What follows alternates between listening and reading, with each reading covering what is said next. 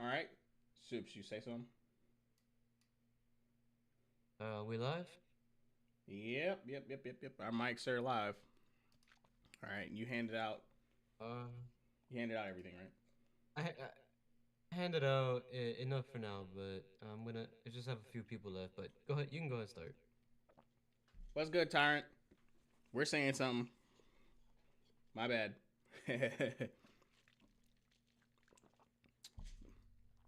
Yeah. What's going on, viewers? It's Grace host Kaine Walker back with another episode of the Monkey Paw, episode 52, where we document the downfall of mainstream Western entertainment. I am joined by my co-host Soups. How you doing tonight, bro?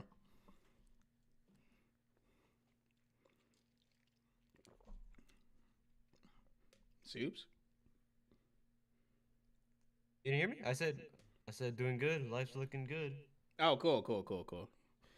So, speaking of which, was there anything you wanted to announce while we're up here, or did you want to save it to then? Um, nah, nothing new that I haven't said the last episode. All right, well, fine. Soups has a book out. Buy his shit. Buy his shit. We could repeat our plugins. Oh, okay, never mind. Yep, I have a Yes, you book out. said in the If you beginning, want to and then you buy. said at the end. Go ahead. Okay, I have a book. I have a book out on Amazon. I think if you guys want to buy, if you're into post-apocalyptic fun, check it out. And I have my own YouTube channel. You go ahead and check it out. Yeah, feel free to link that in the chat so they can, you know what I'm saying? They can browse that at their leisure. It's not illegal. Yep, we'll do. We'll. This is still at the moment a free country, so go ahead and drop that in there. I don't know what the future holds, but for right now, we're still kind of free, a little bit. Mostly free. Yeah. Fiery, but mostly free. Yes. That's what. Yeah, for now. Where's the link at? Let me drop it in.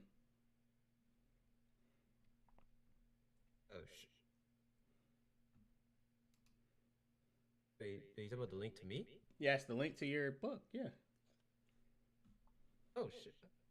Hang on. Let me grab it real quick. You're Let me not grab it a sec. prepared? No! Excuse you. I'm trying to bring some audience members. I appreciate it. What's good, anti-hero?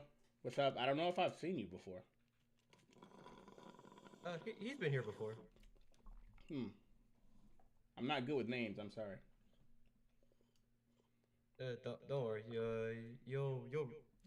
I mean, you already recognize some people, but you'll recognize more in time.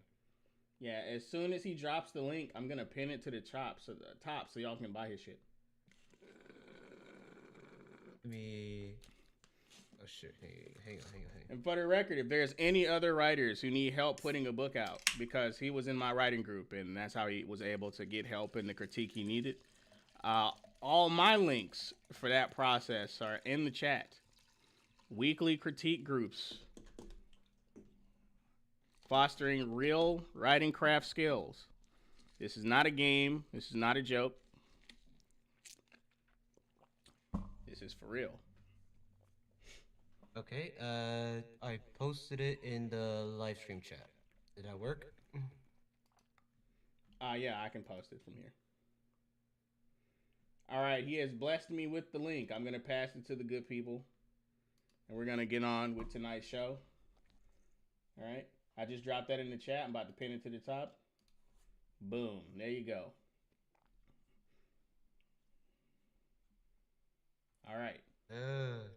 Thank. You're welcome. All right. Oh shit, we got six of them. We got six of them in here tonight. Appreciate every last one of you. Thank you. Thank you very much.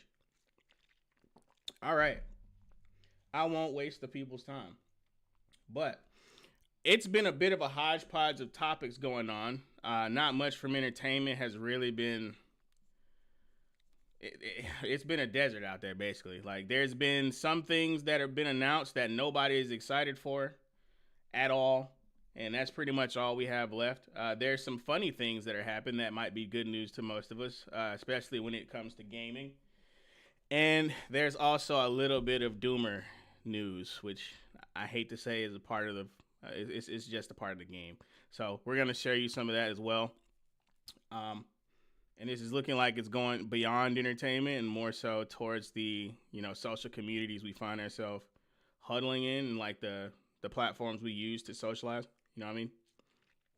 But like I said, without further ado, we're gonna open with our first topic. We're gonna start on a bit of a high note, and then gradually sink further and further into the swamp of mainstream Western entertainment. All right, so we're gonna take down the Monkey Paw screen.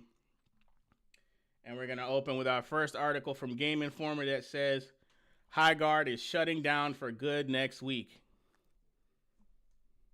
I can hear the celebration through the screen. Or the laughter. I can hear both. You know? I mean, you hear the laughter on my end, at least. To be completely honest with you, I don't think any of us expected anything good to come from this game. It was over before it ever started. I have no idea why they thought the game would pick up steam. Like, I just don't know. Like, people saw it and instantly knew it was going to be garbage. But anyway, developer Wildlight Entertainment has announced that its free-to-play multiplayer siege shooter, High Guard, will be shutting down permanently. The game launched less than 2 months ago on January 26th. Since its reveal as the final world premiere at the Game Awards 2025 garnered a mixed reaction from viewers. That was not a mixed reaction. There was no mixed reaction. Why? That's why they framing it that way. As soon as people saw it, they're like, "What the fuck is this? Who asked for this?" But spin it however you need to. High Guard has had an uphill battle winning over players put off by its style of game and general live service fatigue. High Guard launched with an initially strong player base. Bro, see how they're spinning it already? High Guard launched with an initially strong player base. No, it didn't. That was 100,000 people trying to see how bad it really was. That's what it was, bro. There was no optimism in that wave of 100,000 players. Not a hint. But go ahead, whatever makes you sleep at night, or help you sleep at night. Initially strong player base. Are you serious? Huh? Wait, you said 100,000 players? Yeah. It peaked out at 100,000 players on launch day and hasn't seen anywhere near that number since. I'm honestly surprised it even went to 100,000. I heard about this in passing and forgot about it until today. I'll be honest with you. I mean, it's not uncommon for a new game that everyone's heard about to receive a large influx of players on day one. That's not uncommon at all. The marketing is the reason why they got that first boost. Excuse me. But yeah, to comment on what Antihero just said, he said, to be honest, we need more single-player focused games than live service ones.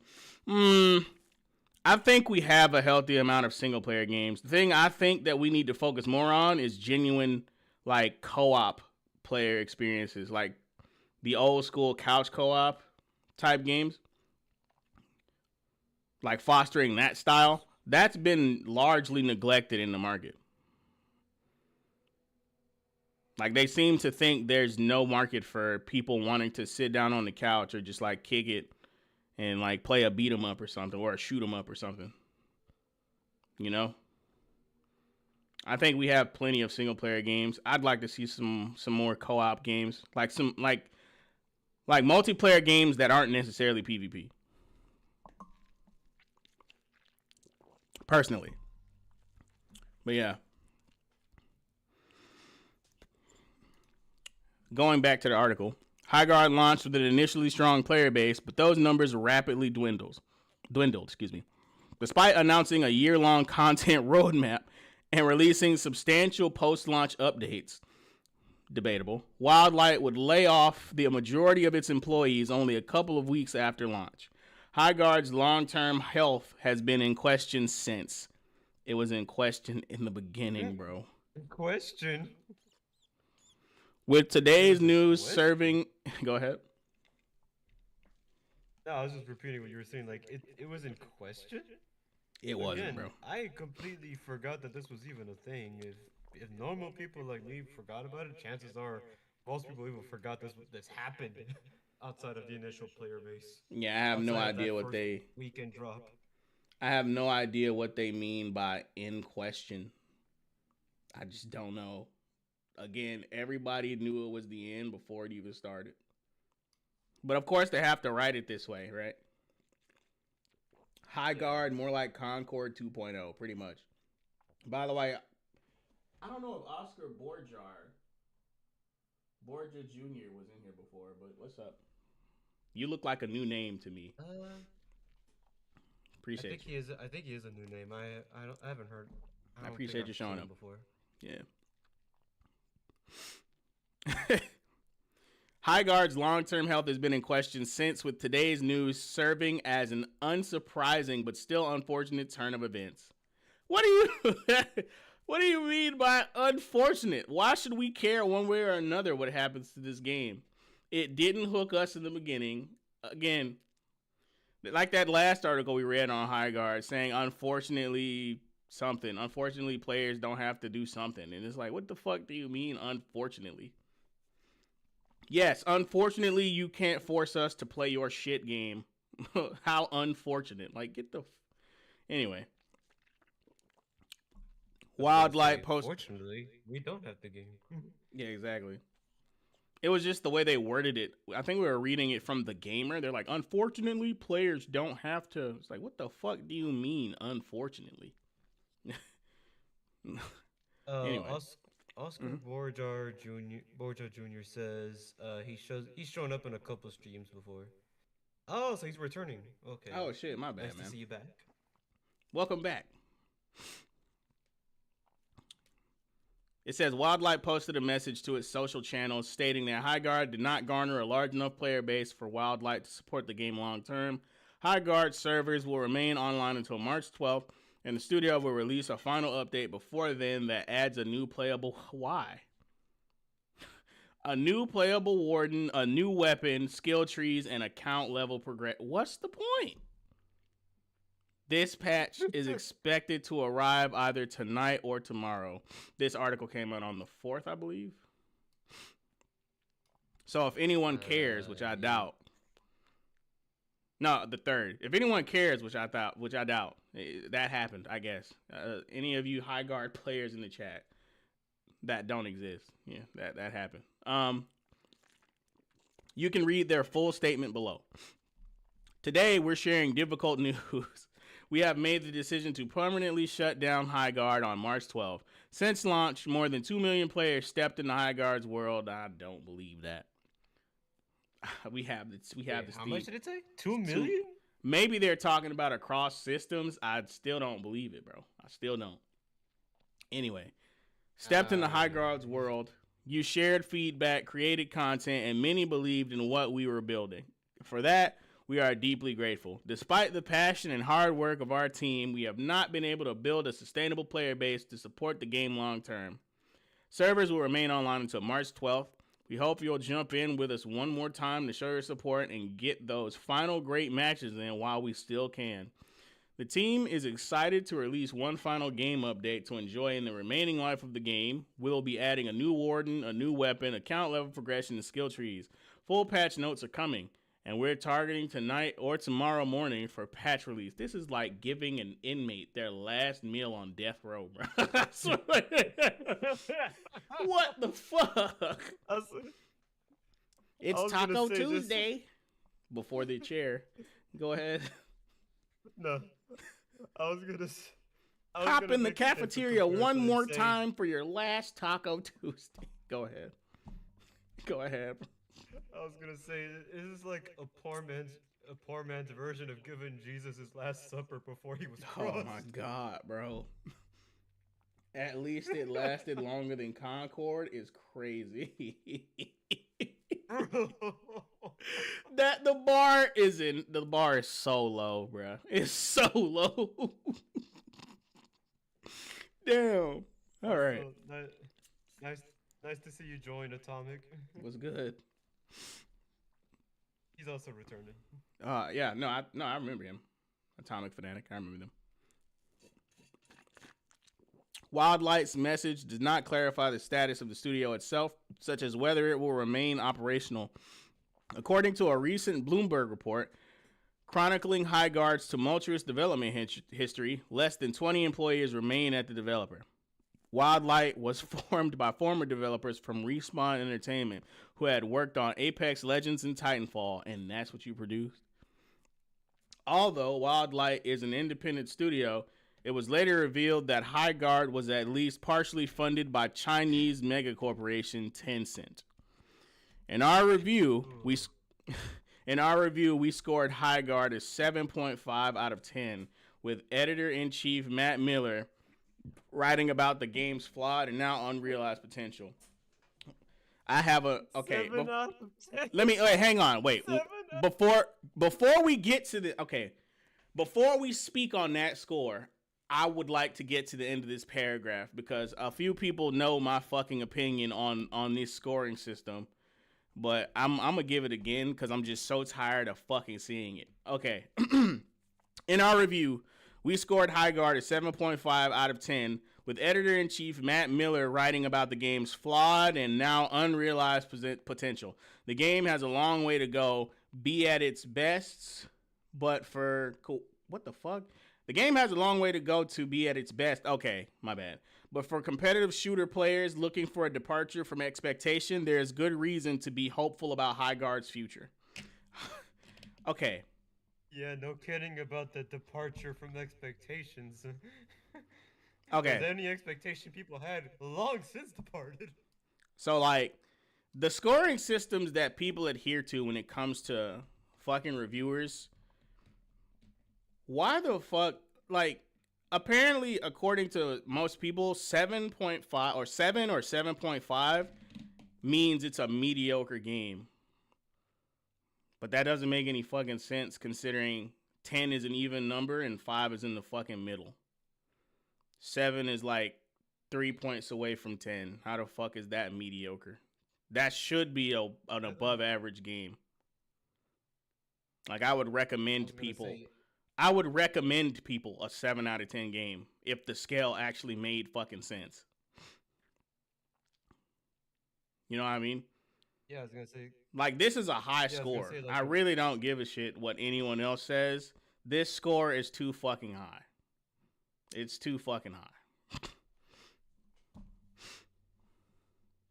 Go ahead. Like I was gonna say, like if we're using like the school grading system, a 7 or 70 out of 10 or 100, passable. Not the best, but that would be a passable game. Yeah, but we're not talking about, like, an academic scale is distinctly different from like a feelings based scale. It's the same scale that your doctor uses to rate pain, or you know how you rate women's, like 1 out of 10. It's the exact same scale, yet for some reason when it comes to video games, people think it's different when it's not. It's not different. But and for the record, school grading systems are arbitrary. / they have their own internal value systems. The scale from 1 to 10 is generally understood as like a subjective scoring system in which 1 is the worst, 10 is the best, and 5 is in the middle. That's how the scale from 1 to 10 is generally understood in pop culture. So I have no fucking idea how 7.5 out of 10 is mediocre when 5 is in the fucking middle. It doesn't make any sense.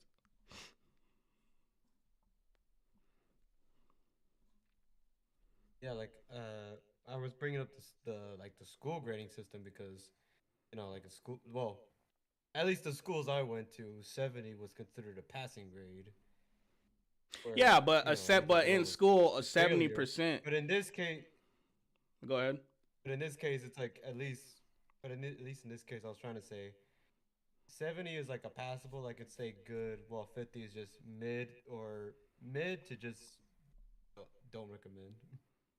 Or Yeah, just and never found. It just makes academic it culture is this. I Yeah, go ahead. simplify it to me. Go ahead. I was just saying, like, it helps me simplify it a bit every time I compare it to like the typical school grading system because you can just put zeros at the end and I you can mean, just say 70 or a 7 is passable, barely passable, but passable. While 5 and 50 is like, okay, you could say it's either just okay or it's just bad. Like you said, it's a feelings based, rating system. the reason why it doesn't make sense to use academic grading scales as a comparison is because the culture is different. 70 is the majority of the material, yet for some reason it's frowned upon. That's because school grading scales and academic culture is known for being very stringent, and unless you have a high score, you're basically considered a failure or a dimwit in academic circles. That is distinctly different from how we rate people we would sleep with, video games we would play, movies we would watch, or activities we would partake in, or pain that we feel. Like it's distinctly different because one of them is more subject, or the not one of them. The others are more subjective, and they're leisure based, not academics based. Right, right. So I don't understand the comparison. It's one of those things where it's more it's more something just for me than it is for other people. I know no one else really does it. No, that's the thing. Other people do that. I've heard people explain why this makes sense to them by using school when it's not the same. There's several reasons why it's not the same. I didn't know that. But yeah, I hate because it's the same people that say we shouldn't trust reviewers or journalists, yet they'll happily say 7 out of 10 is a mediocre game. How the fuck is that not an inflated score? How? We're taking IGN's word for shit because they're known for giving shit a 7 out of 10. Yeah, no, I will never take IGN's word for in value. Game Informer has pretty much gone the same way, bro. Because I don't know how. Because Game Informer used to be a magazine for gamers by gamers, and for some reason, High Guard is a 7 out of 10 when everyone else immediately rated it a 4. And I then wonder in what year did the gamers get replaced? I don't know when people realized they could pay for good reviews, when access culture became a thing, and as soon as you were honest about a shit game, you stopped being invited to things. That's when. That's exactly when.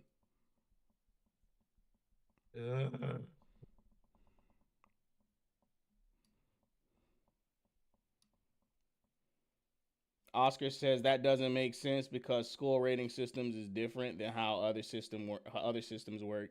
If a movie is a 5 out of 10, it is an average or okay movie, not a terrible movie. Exactly. While 50% in school is failing, as in you don't pass and it's irredeemable.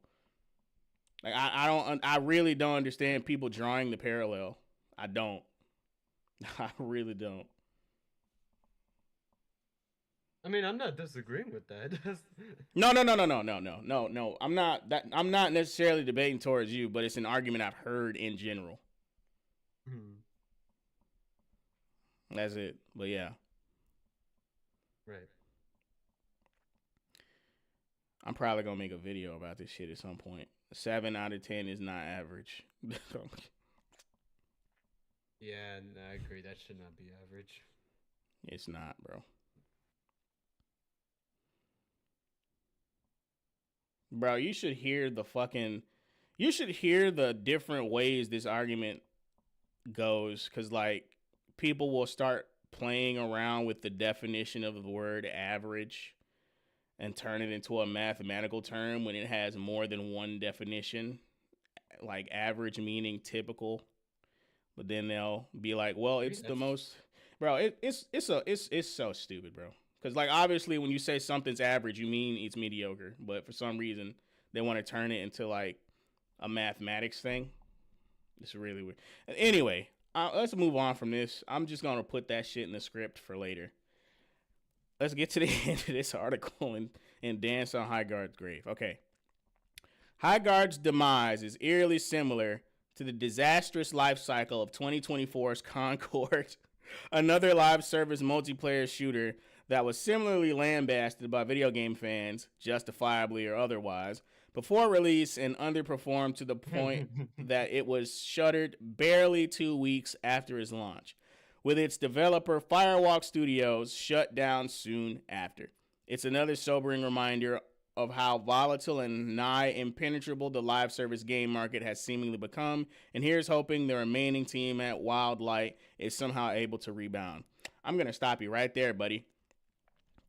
There have been... What do you mean otherwise? No, there have been live service games in the form of MMOs that have launched successfully, and it's because they immediately sold people what the fuck they would buy. The first one that comes to mind is The Last Descendant. Or is it The First Descendant? The First Descendant. That game didn't fucking crash and burn. Why is that? Because it gave you cool characters, an interactive world, and titties. That's what it gave you. That's what it gave you, bro. It gave people what the fuck they would buy. Take old biddies. The rule of cool, guns, and sex appeal. That's what they gave people, and that game didn't fucking crash and burn, and it's still ongoing. It's a live service game. Like, I get live service is something people are tired of, but there's tons of shit people are tired of that they still pay for. That's one of the gripes I have with audiences. You claim to dislike all the things that the people who make FIFA, Call of Duty, and 2K and all of them other games that release every year are doing, yet you still clamor and trip over yourself to buy the next one. So like, it's not like you can't make a live service game successful. Of course you can. Because people will complain about something and still pay money for it, like loot boxes. Which, by the way, if you've ever bought a booster pack or taken your kid to a card shop, you've encouraged gambling and loot boxes. Oh. And that's the part of the discussion that nobody wants to talk about. There's always been gambling in children's games. There's always been loot boxes. There's always been the game of chance. And not all gambling is bad. But that's the fucking part that people don't want to talk about. Like, what makes gambling inherently evil? And why can't kids do it? You know what I mean? And I get that people want to instantly get in their feelings when I ask that question. But I'm asking the question so that we get actual fucking answers. Not because I'm endorsing something.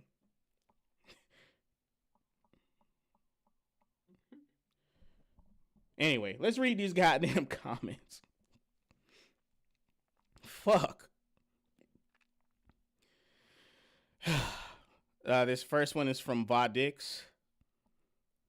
I had high hopes for this game. Too bad. Not sure why people keep rooting for games to fail, but I'd much rather have options and competition rather than stick with the old Overwatch, Fortnite, etc. games that keep existing. I'd much rather those franchises fail and we get new things on the market. First of all, I don't want any pre-established franchise that people like to fail. That's the first thing. Terrible fucking mindset. If people like Overwatch, I want people to see more of it. If people like Fortnite, as much as I don't like the game, I want people to see more of it. Right? I want long-standing franchises to continue to cater to their fucking fans and give them what they want. I don't understand why long-standing franchises have to die for something else to come along and give birth to a new audience. I don't understand this mindset, right? Like, Overwatch didn't have to die for Marvel Rivals to live. Two legends can coexist. Like, I don't understand this mindset. But I do agree that I want to see new things too. But it's not that people are rooting for games to fail. Another terrible fucking mindset is that people see certain things that are wrong with the game and it makes them not want to partake. Like that's not the audience's fault. As the saying goes, the customer is always right in matters of taste. The customer knows what the fuck they want, and you don't get to argue with the customer about what they like and what they would pay their money for. That's not the customer's problem. That's the vendor's problem.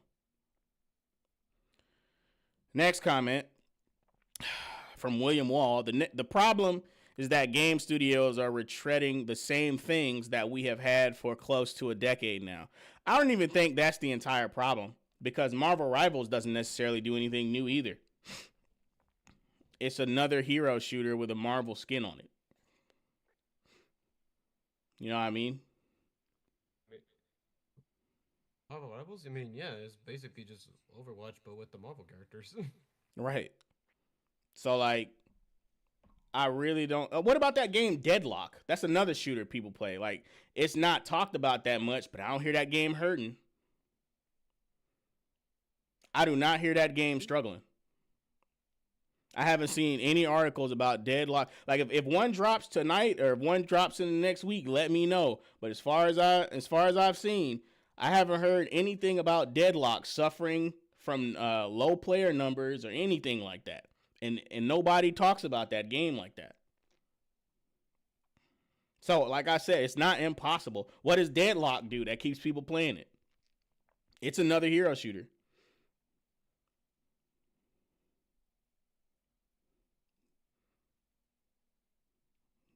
You know what I mean? Like, people say that the problem is saturation. People say the problem is saturation, but that's not necessarily true, because being a fighting game player, there was a point in time where the market was rife for fighting games, and we just played all of them. We just played all of them. We played the Blast Blues, the Skullgirls, the Persona 4 Arenas, the Street Fighters, the Tekkens, the Mortal Kombats, the Soul Calibers. We just played them all. So this oversaturation shit, I don't think that's necessarily true. We played the fucking King of Fighters. We played them all. So I don't even think that's necessarily true. I just think motherfuckers are deviating too far from the formula,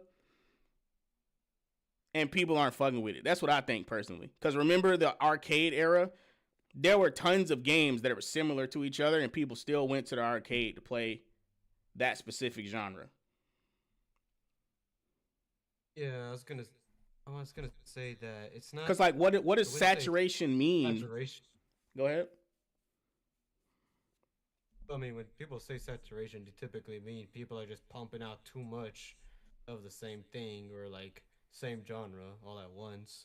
But really, it's more so that you're pumping out all the same thing, but they're all deviating in quality. They're all going right. They're all getting progressively worse and worse than before. Right. So when you say saturation, do you mean too much good things or too much garbage? Define what saturation actually means, because the holy shit 2 cakes meme exists. You know what I mean?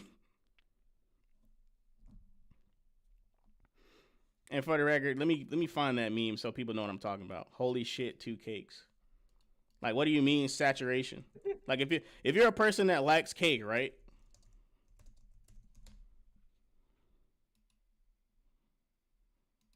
Yeah, the audience. Holy shit 2 cakes. Exactly. Like, what do you mean saturation? What do you mean? like this is Deadlock on the left, and this is Marvel Rivals on the right. Holy shit 2 cakes. So again, I'm gonna need you to define what saturation is.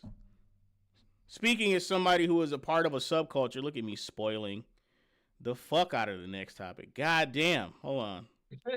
Fuck, man. There we go. Speaking as somebody who's been a part of niche subcultures, what does that mean?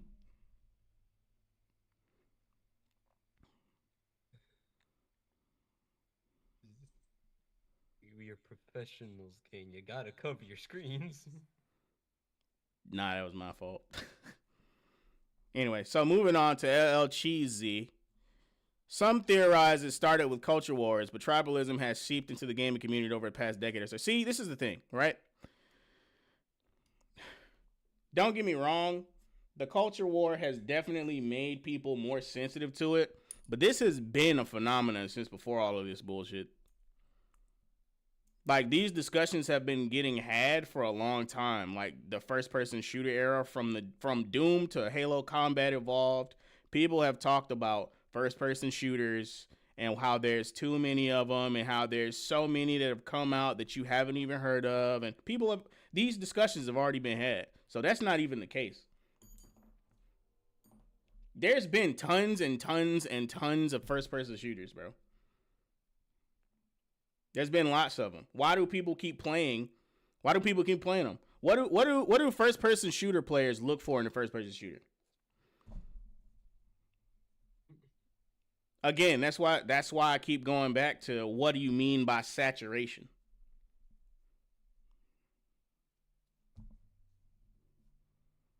Somebody just named 3 of them right now. Call of Duty, Battlefield, CSGO. There's Splitgate. There's Hunt. There's Rainbow Six Siege. Like, bro, there's Titanfall. Bro, there are Apex. Like, bro, there's bro. Again. So it's not necessarily about the culture war. It's about a problem that people can't necessarily articulate, because when you look at the big picture, clearly the problem isn't saturation. It's what Soup said. It's what's it called? Not deviating quality. Inconsistent quality.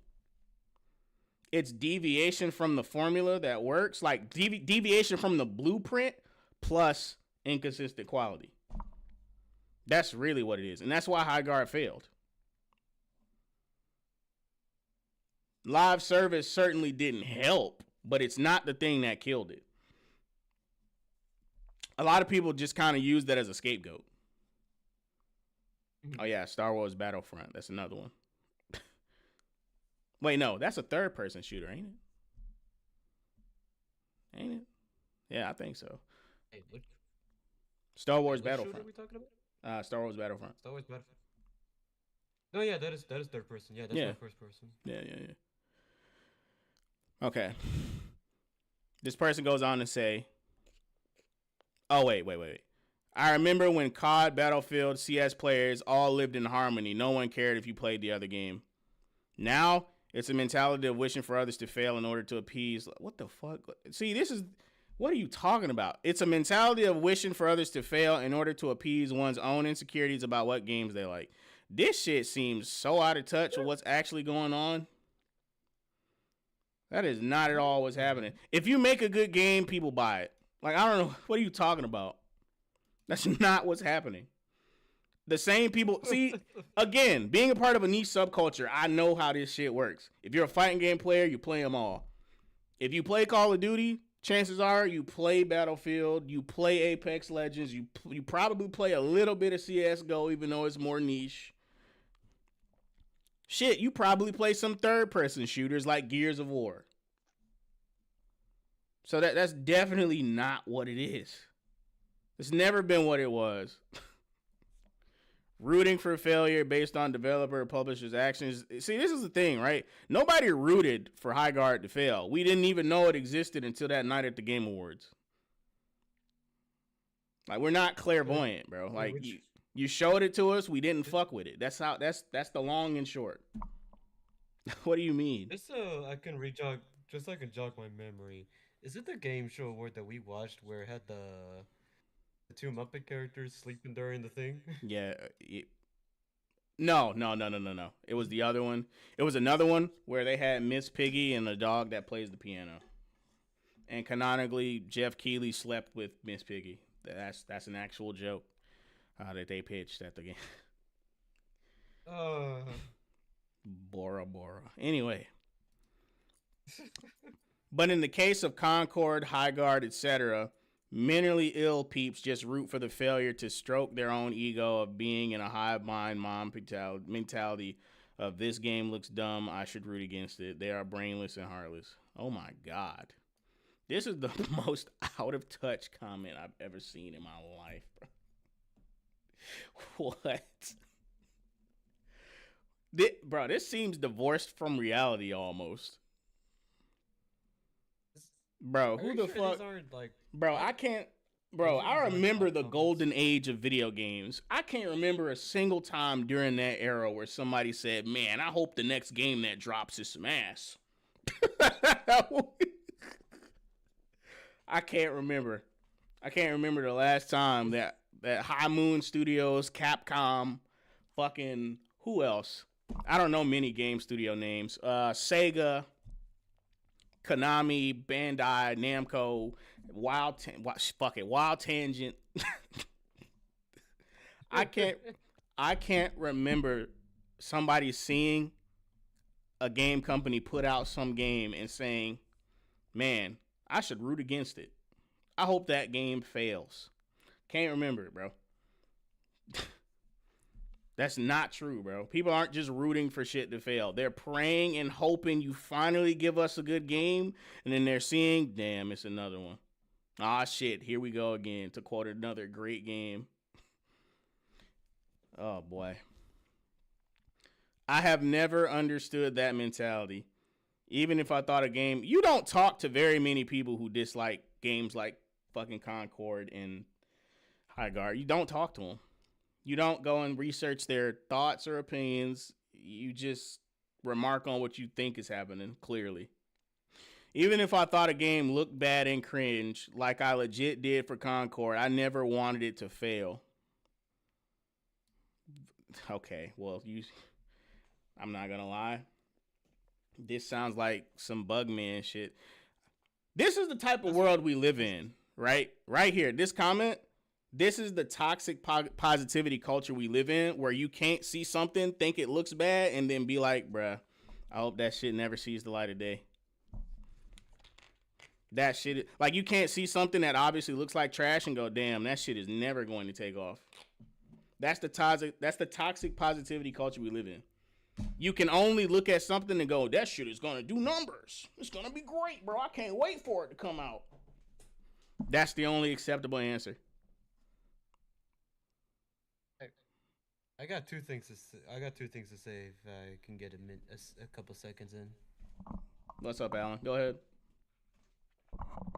One, I feel like this dude has to be a bot because it just doesn't feel natural how he's talking. Like, it's way too positive, way too much copium in one post, one comment. I mean, I never wanted it to fail. But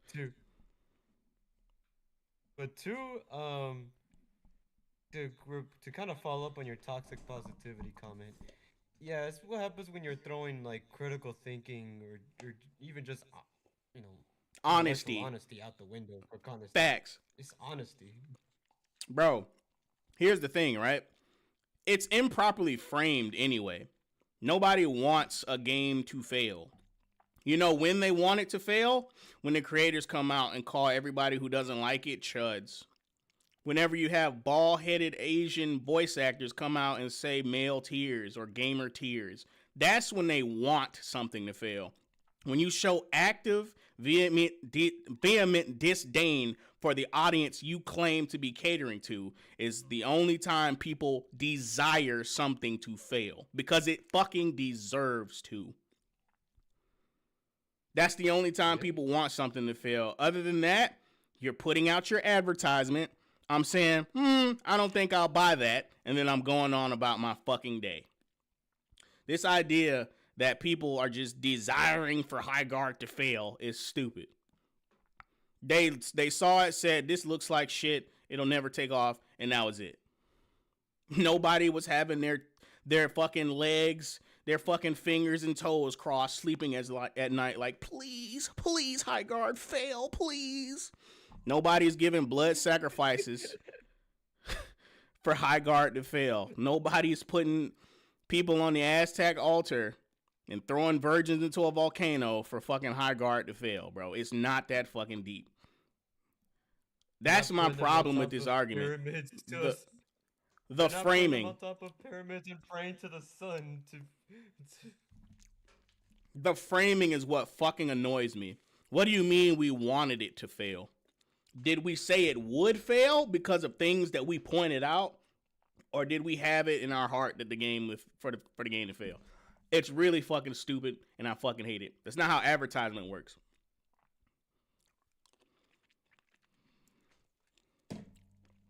Let's get to the end of this comment. I just wanted it to have a small player base to fill its niche and still get by. Well, clearly you didn't want it to succeed.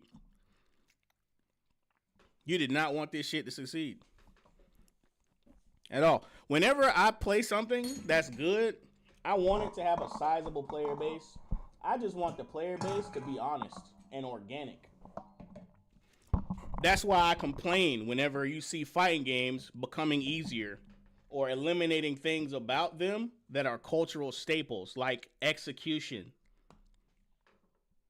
The difficulty in which the difficulty present with performing inputs and combos is inherent to the blueprint of fighting games for a very specific reason. It's emulating martial arts culture, and martial artists are very stringent with their training.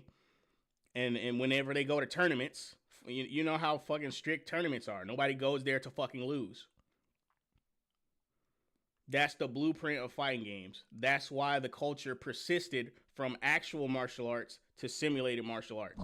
So to make it easier is defeating the fucking point. Defeating the purpose.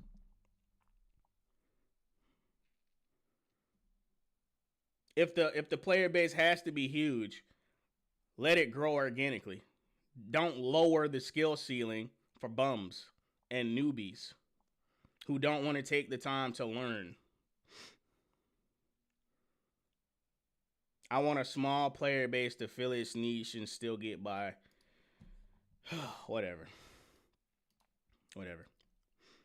Why would I want games that don't affect me to stop existing and take away the enjoyment of its players, even if I think they are cringing bad? I really don't even think this question applies to what's going on. Because I bring up the example of Fortnite all the time. I just said I hate Fortnite, but I don't want the people to enjoy it to be without it. Because that game is successful for a reason as much as I criticize it. As long as that game continues to please its player base, I'm not going to have that many problems with Fortnite. Especially since when they do their collabs with other people's properties, they tend to do them justice. As much shit as I talk about them, whenever they collab with DC, they pick the best characters, the most popular characters, and they make them look like they stepped out of the comic book. Same thing with Marvel. I'll never get over when the Marvel Avengers game was coming out a while back by Square Enix. And everyone instantly compared Captain America's design to the one in Fortnite. And somehow the Fortnite one looked better. Yeah, it did. That is never going to leave my memory. Do you know why the Fortnite one looked better? Because the people who work at Fortnite know it makes money. They go after the most popular versions of every character that is present in their fucking game. I respect them for that. Except that one Black Widow. Oh, God. Black Widow. Going to tournaments for the vibes. Oh, dear God. Oh, my God, bro. Oh, yeah, this next one is from Nate. It's not wishing people to fail. It's calling out odds. Exactly. People like to analyze and assess. I was rooting for this team since when they left Respawn because they worked on 2 games that you like, obviously. But they didn't deliver. They worked on Titanfall and Apex Legends, and they produced this. Are you kidding me? That's like going from Dishonored to fucking... What's a shit game? Concord. That is a hell of a jump, bro. From Dishonored to Concord. Oh my God, bro. I was excited to see their work. I could tell watching streamers on release that the game was DOA. Except the dude literally says people rooting for games to fail. So the topic is actually wishing for games to fail, not just predicting them to I hate you so much. I hate these stupid people.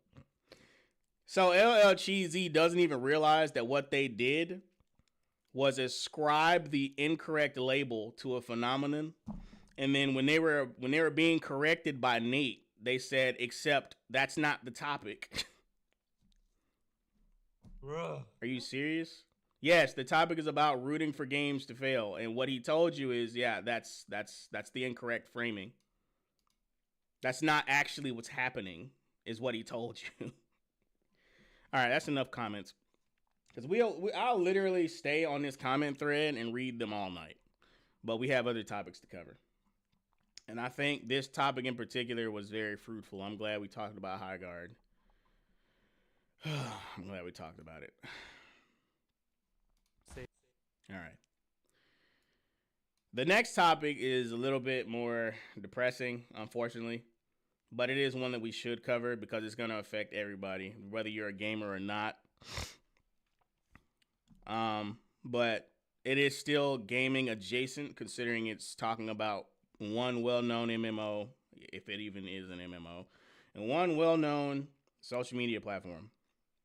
And I'm going to show you the parallel between those two as I continue to speak. But anyway, let me take the screen down. I'm going to play you this video from Chad Cat. I think he calls it like Save 9. Yeah, Roblox doxed all their players. Chad Cat version. All right, let's put that up on the screen. All right. Save 9 minutes.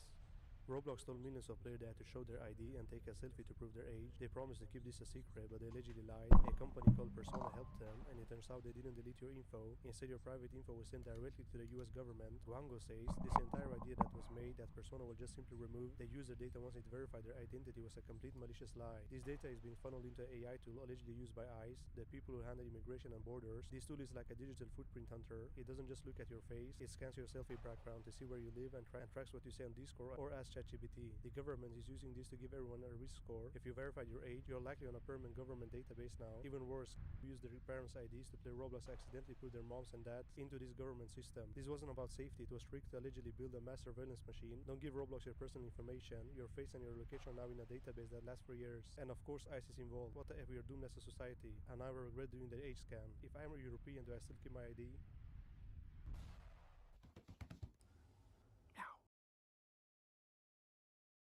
Jesus. All right, yeah, that was a no Ryu card, no, God, are you serious? no, 550. no, stop, no, damn it! All right, I didn't want that to continue, but anyway, that was a crash course on what's happening. We already saw this with the T app.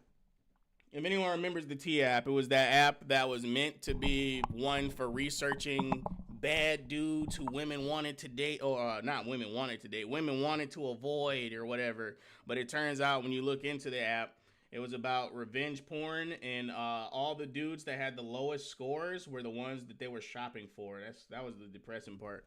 Anyway, so yeah, the T app got all their data breached. And people were giving out their personal identifiable information all the way down to driver's licenses and government IDs and military cat cards and shit. Yet, these social media platforms continue to want to push age verification, in which you submit a fucking photo ID or a face scan, and they expect you to trust them with that information. When the T app got breached, Roblox has now been breached, PlayStation keeps getting hacked, etc. And now that Discord sees the backlash after they decided to roll this out, now they're slowing it down, right? And this next article is going to be from NBC News. Discord pushes back age verification rollout following backlash. Discord's CTO said the platform won't require face scans and ID uploads from everyone, and that over 90% of users will never need to verify their ages. I don't give a fuck. That's too far away from 100%. How about that? What? They said 90% of users will never have to verify their ages. That's too far away from 100. Yeah. we need to bump that number up a little more. In fact, let's bump it up all the way to 10%. And Discord got 10% hacked more. before. Yeah, exactly. Luckily, that time I don't think it was PII, but still. I keep forgetting that Discord was getting hacked. Yes, people who've been breached before expect you to trust them with your personal identifiable information. Yeah. Your God, bro. Discord, the popular online communication platform for gamers, said Wednesday it will delay its global age verification rollout after it received user criticism. And by user criticism, they mean hundreds of thousands of Nitro cancellations, account deletions, and spamming on their Twitter page. Roblox is going through that right now, by the way. Go ahead.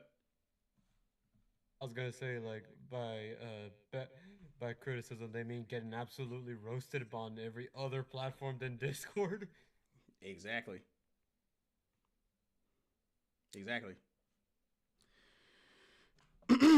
Excuse me.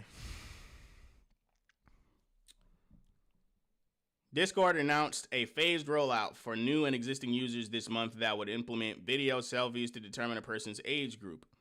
Users could also submit a form of identification to their vendor partners. The rollout, which was supposed to begin in early March, would give underage users a teen-appropriate experience that included updated communication settings, content filtering, and restricted access to age-gated spaces. Criticism was immediate, with many users pointing to an October security breach of a third-party provider Discord used that exposed government ID photos for thousands of users, the Associated Press reported. The platform's chief technology officer, Stanislav, this guy, bro. This guy. Bro, I can't. I'm going to zoom in on this name for everybody. If you know how to pronounce that shit, you let me know how it's pronounced. All right. Let me see. Is it Stan? The platform's chief technology officer, Stan, responded to the backlash in an update Tuesday saying that Discord missed the mark and that the rollout is being delayed to the second half of 2026. Where it will be pushed back again due to even more backlash, kicking the can down the road. Let me be upfront. We knew this rollout was going to be controversial. Really? Look, I love when people label one-sided, unanimous decisions controversial. I love it. Every time, bro. It just, oh, man. It fills me with such overwhelming joy. My God, bro. Anytime you introduce something that touches identity and verification, people are going to have strong feelings. Rightfully so. In hindsight, we should have provided more detail about can you hear the tap shoes? About our intentions and how the process works. Stan wrote in a blog post. Stan said that the platform won't require face scans or ID uploads from everyone that over 90% of users will never need to verify their ages to continue using it. Hang on, let me zoom in a little bit. What's the 10% for? Apparently the 10% is for underage users. How are you anything Okay, listen, whenever they tell you that it's about protecting children, never listen to them. Everything that's ever been used for safety or control is always under the guise of some group that needs it. Some marginalized group like children or the mentally ill or the disabled to get it in there. Because don't you care about grandma? Remember that shit? You're going to kill grandma. Who remembers that shit?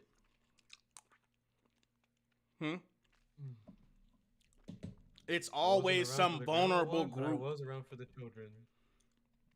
You were around for grandma. That was during COVID. Oh, we're talking about that. Oh, okay. Yeah, never mind. Okay. Yeah, some of the most draconian shit ever. Jab Crow. All of that shit. Yes. Every single time It's some vulnerable group. Jack Crow lost. Some vulnerable group they're using as a political football or a tool to seize more power. Every single time, it's not about the children. It's not about grandma. It's not about the mentally ill. It's not about the disabled. It's about more power, more censorship. It's about the erosion of more of your freedom. That's what it was about.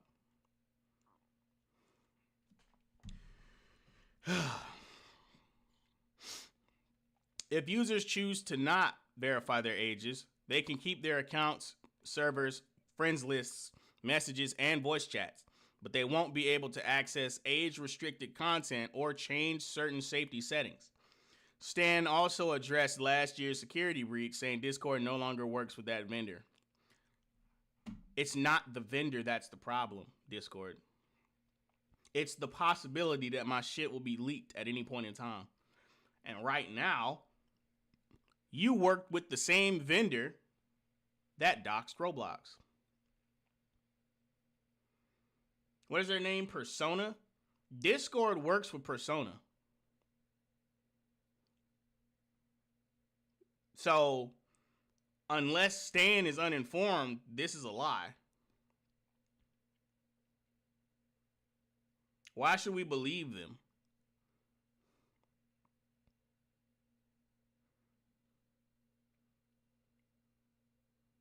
My bad, I'm looking at the chat. Pause for dramatic effect. We've made mistakes. I won't pretend we haven't. And I know that being a bigger company now means our mistakes have bigger consequences and erode trust faster. I don't expect one blog post to fix that, he said. Good. We're listening. We'll get this right, and when we ship, you'll be able to see for yourselves, he added. This is the most kind of egregious talk. He basically just said, okay, you got us, but we'll be back. You haven't seen the last of me, He-Man!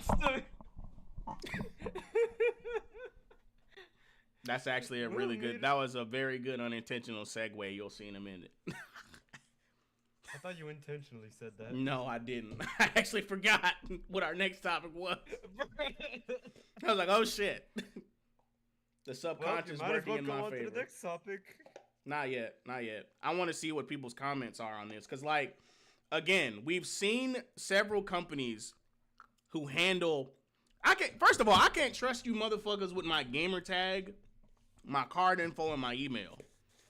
Why the fuck would I trust you with my identity? You know what I mean? Hey, like... And for some reason, it doesn't seem to matter.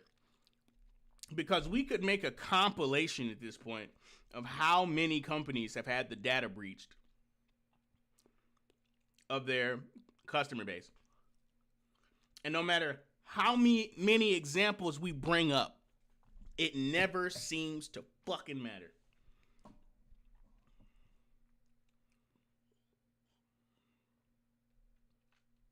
Ever. Like, how many children have they put in danger with these data breaches? Pick a company, any company that it's happened to.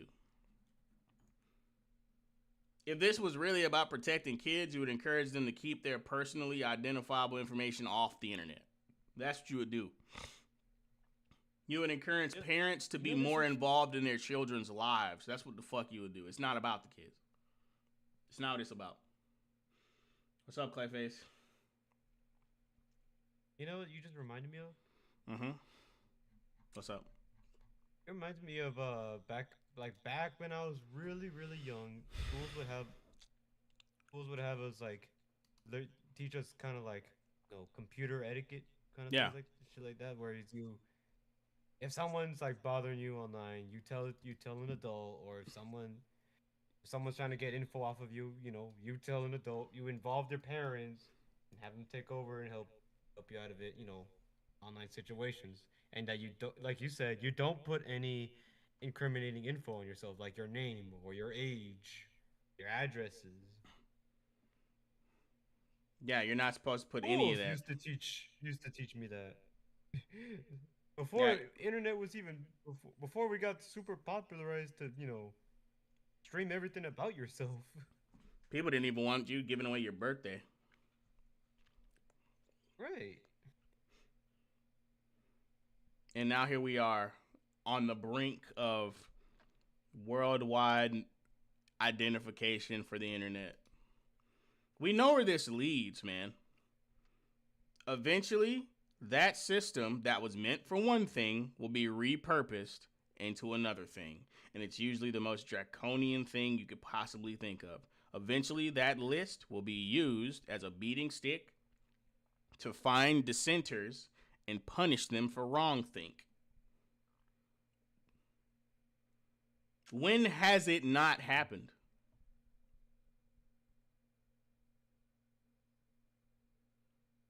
Yeah, it's happening in Europe. It's happening in fucking South Korea. I was gonna say, it's already happening with the UK. Yeah. But yeah. So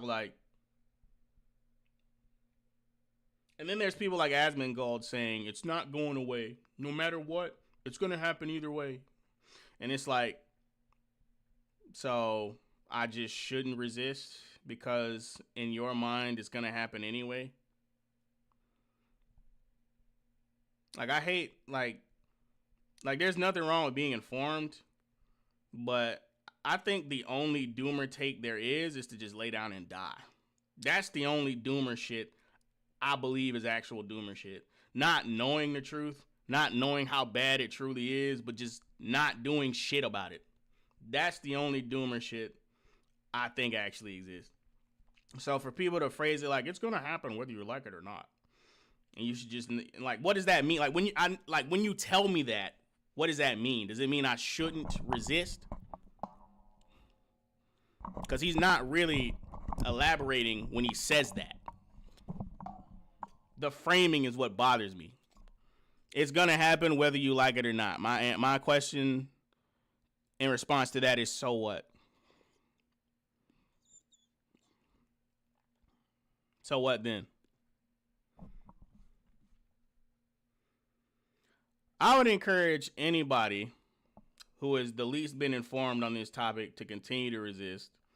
Any platform that pushes for age verification or identification, completely abandon it the moment they push too hard and force you to give up your ID. Because this happened to Gilded, by the way.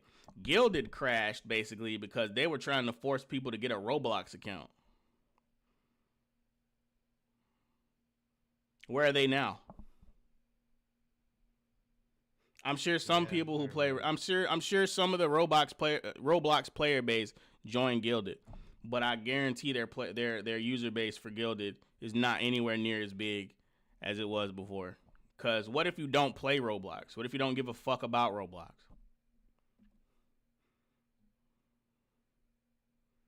Yeah, I can't imagine that they made more money in the long run with that. I can't. I hate how much Roblox has been pushed onto people, especially for being what it is. Whereas you would think it'd just be a game that you wouldn't care about, but you always see it everywhere. And then the more you hear of it, the more you're just hearing about predators hunting kids through Roblox, and now this with the IDs basically just being taken and sold to the government. Now it's like, dude, can we just finally drop Roblox entirely? Can we abandon Roblox unilaterally? I think now's a good time to stop. Get off of Roblox now. I don't know. Oh, and for the record, I'm not saying Asmongold was being a doomer. As a matter of fact, he prefaced his statement by saying that. Regardless, I didn't like the framing, and he didn't really elaborate on what we should do after he said it's happening whether you want it or not. He didn't really say what we should do in response. Like, if we don't like it, what should we do if we don't like it? He didn't really clarify that. unless I missed something, but I saw that video. He wasn't talking about the Roblox thing in particular, but it was something about ID. verification pushing. Yeah.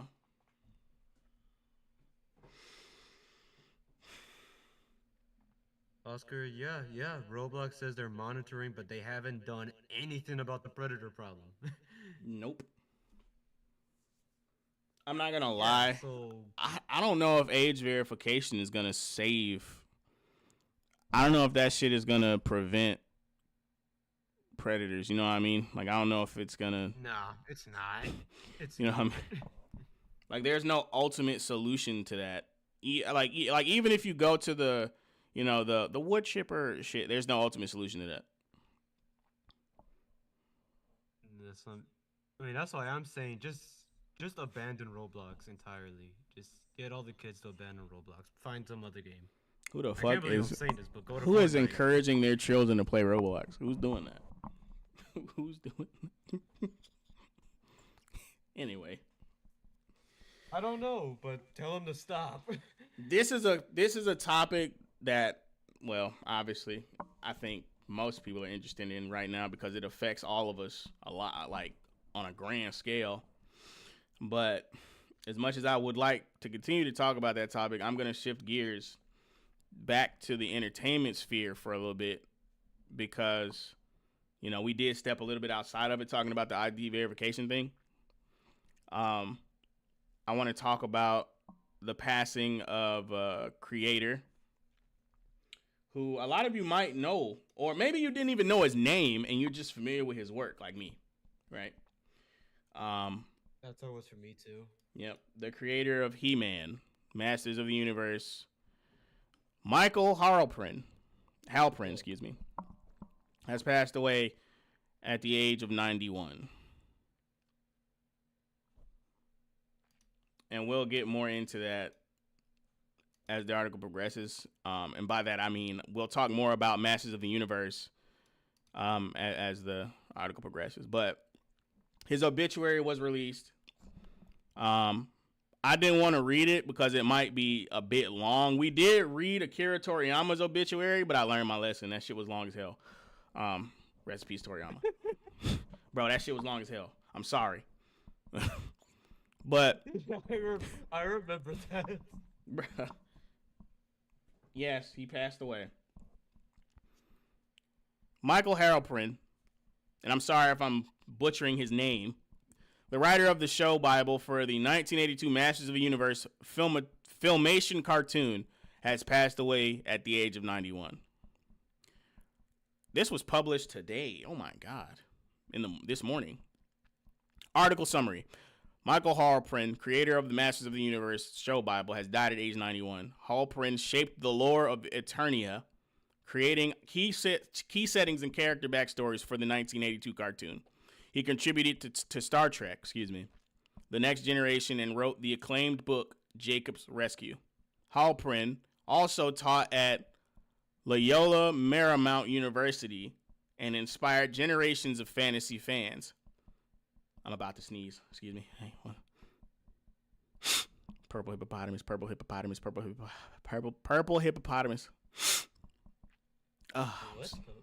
That's apparently that's something you can say to stop apparently that's something you can say to stop sneezes. I don't know. I don't question the magic. It just worked. I've never heard that in my life. Bless you. Thank you. Chat, say bless you. Thank you. Michael Halprin, screenwriter and author, passed away on February 25th, 2026 at the age of 91. And we're just now hearing about this. This article was published today, you motherfucker. Okay, maybe they wanted to keep it private. Maybe the family needed their time to grieve. Okay, I take it back. The family needed their time to grieve before they let the world know. Maybe that's what happened. I encourage more celebrity people to do that, actually. You know, take your time to grieve before you let the world know. To say that he was a prolific writer is an understatement, as he had a hand in creating and crafting some of the most beloved properties of our lifetimes. His work on Star Trek: The Next Generation won awards, but it was another of his works that we will all remember him most fondly for, the creation of Masters of the Universe in 1982. Halprin wrote the show Bible for the Filmation animated series and some of the mini comics included with the action figure line. Michael Halprin, YouTube screen cap, Inset, He-Man, and the Masters of the Universe introduction, 1983, Filmation Associates. Masters of the Universe wouldn't have been the same without him. Halprin was born in April 1934 in New Jersey, moving to California as a child with his family. What made his contribution to the franchise so important was that he gave it a voice and meaning. Did you love the particular way Skeletor's laugh cackled? I did. I love Skeletor. We all did. Halprin was the one who told them what it should sound like. Want to know why Man-at-Arms was so loyal to Eternia? Halprin was the one who told us. Many settings in Eternia, the Evergreen Forest, the Vine Jungle, the Mystic Mountains. These were his creations. He breathed life into that world so that it could become a vast, rich storytelling mythos that even to this day we are still drawing from and telling stories with. Masters of the Universe wouldn't be what it was in 1982 on our television screens without him, and the upcoming film will be a tribute to his vision and creativity. Oh, by the way, yeah, there's another live-action He-Man coming out. I was gonna say, I hope it's a tribute, a respectful tribute. Brother, I'm I sorry. I don't exactly have much faith. Me in either. IP right now.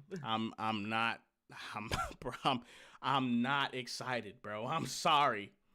With the things that have gone on while he was still alive, oh man, I wish I could say I'm excited for it. I'm not. We'll get more on that later. Outside of Masters of the Universe, he was an accomplished playwright in the Los Angeles area. Los Angeles, excuse me, not Angelist. In his book, Jacob's Rescue, a Holocaust story, co-written by Malka Drucker, is a powerful piece of young adult literature. He also published books on writing and was a professor in the film and television department of Loyola Marymount University. He also made appearances at fan conventions and will forever be remembered by millions of Masters of the Universe fans for helping create one of the greatest modern myths of our time. Rest in power, Michael. Is anyone else tired of the rest in power thing?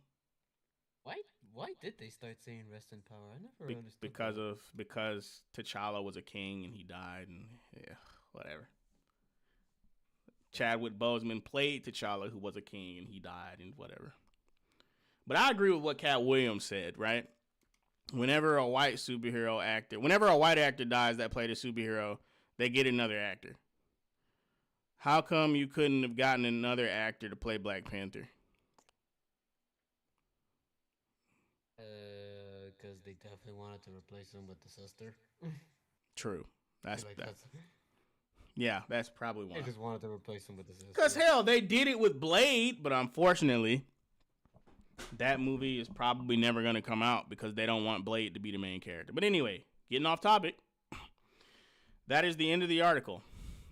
Now, I'm going to show y'all why I'm not too excited for this live-action movie that's about to come out. Do y'all remember this shit? Y'all remember this? Netflix.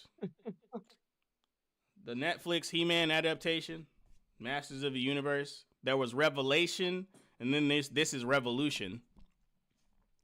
Y'all remember that? You also remember that it used to be directly called He-Man in the title before they took it off? Yeah. Do y'all remember? Do y'all know that this was going on while Harlequin was still alive?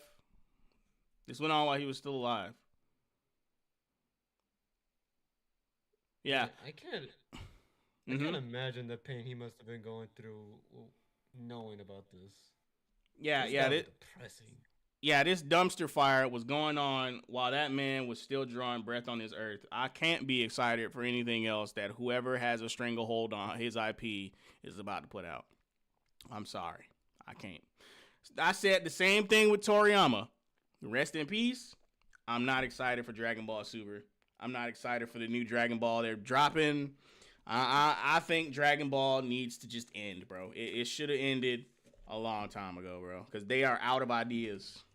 They're out of ideas. What's gonna be next, bro? Super Saiyan Orange? Like nope. They made Piccolo orange. They're gonna have to pick a new color, bro. It's gonna. I just don't know. The humans still aren't getting anything new. Unless they're Master Roshi. Even after Master Roshi. I don't even know how to fucking explain Master Roshi. What? I can't even with that. Master Roshi and No Krillin. sense to me. I didn't see much difference in Krillin, but Master Roshi somehow holding his own against godlike beings better than the other humans. We haven't seen Roshi train on screen in decades, bro. Decades. We know that Tien trains nonstop. That's literally written into the DNA of his character. Same thing with Piccolo. Piccolo finally got the shine he deserved. Tien doesn't get the shine that he deserves. He trains way more than Krillin. Krillin has had 2 hiatuses? And became a police officer and everything and stopped training in order to be a family man with Android 18. Tien literally... Basically, Tien's love interest was literally written out of Dragon Ball, and he still constantly trains. Yeah. Yet for some reason, instead of Tien being the strongest human, which he fucking is, I don't care what anyone says, somehow it's Krillin. Because he's Goku's best friend, and Toriyama likes him. Even though none of the writing would suggest that Krillin is the strongest human.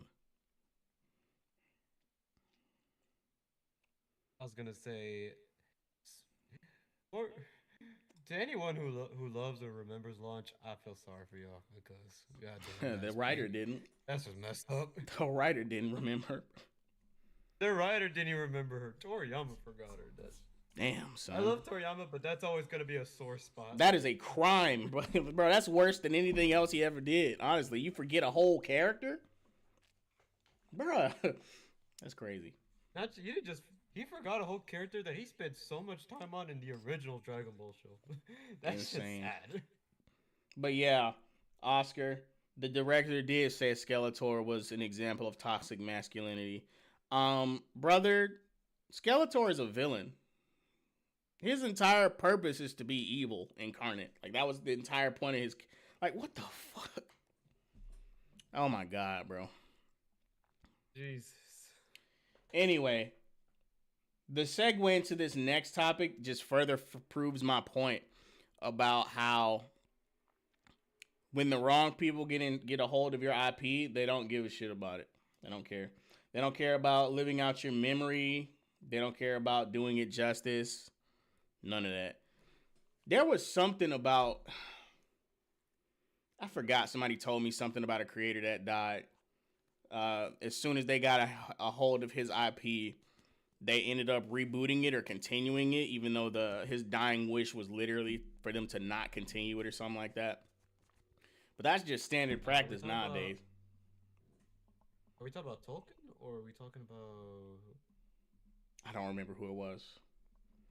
I don't even think that story is unique to that person in particular, by the way. I just don't. I just heard somebody explain it to me. Right? And now with the Lanterns show, movie, whatever the fuck it is that's supposed to be coming out, you have the writers saying that the green part of Green Lantern is stupid. And I'm actually going to play the video of them discussing it in the interview before we even get into the article. So let me see if I can full screen this shit. I can. All right. So let me unmute it and play it. So, you just announced a Green Lantern show. It's called Lanterns because we all agreed that the green was stupid. So, right. So now it's just lanterns. So, Green Lantern, the lantern.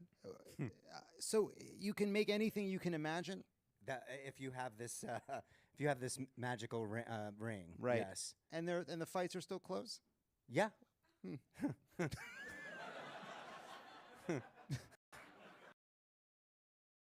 Yeah, look at them making a mockery of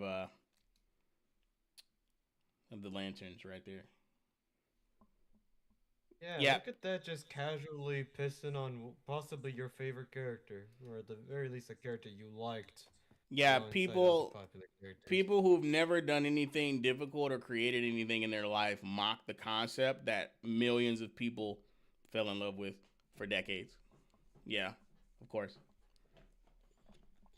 The fights are still close. Yes, the fights are still close because if you have two people who are good with a lantern ring, just like two people who are good with the force, they have to find out other ways to beat each other.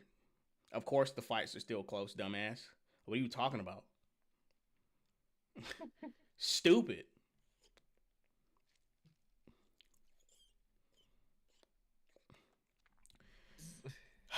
All right, Lantern Rider. Just Go ahead. just like as if I needed any more reason to hate James Gunn and everything associated with Oh, it. that was the SpongeBob creator?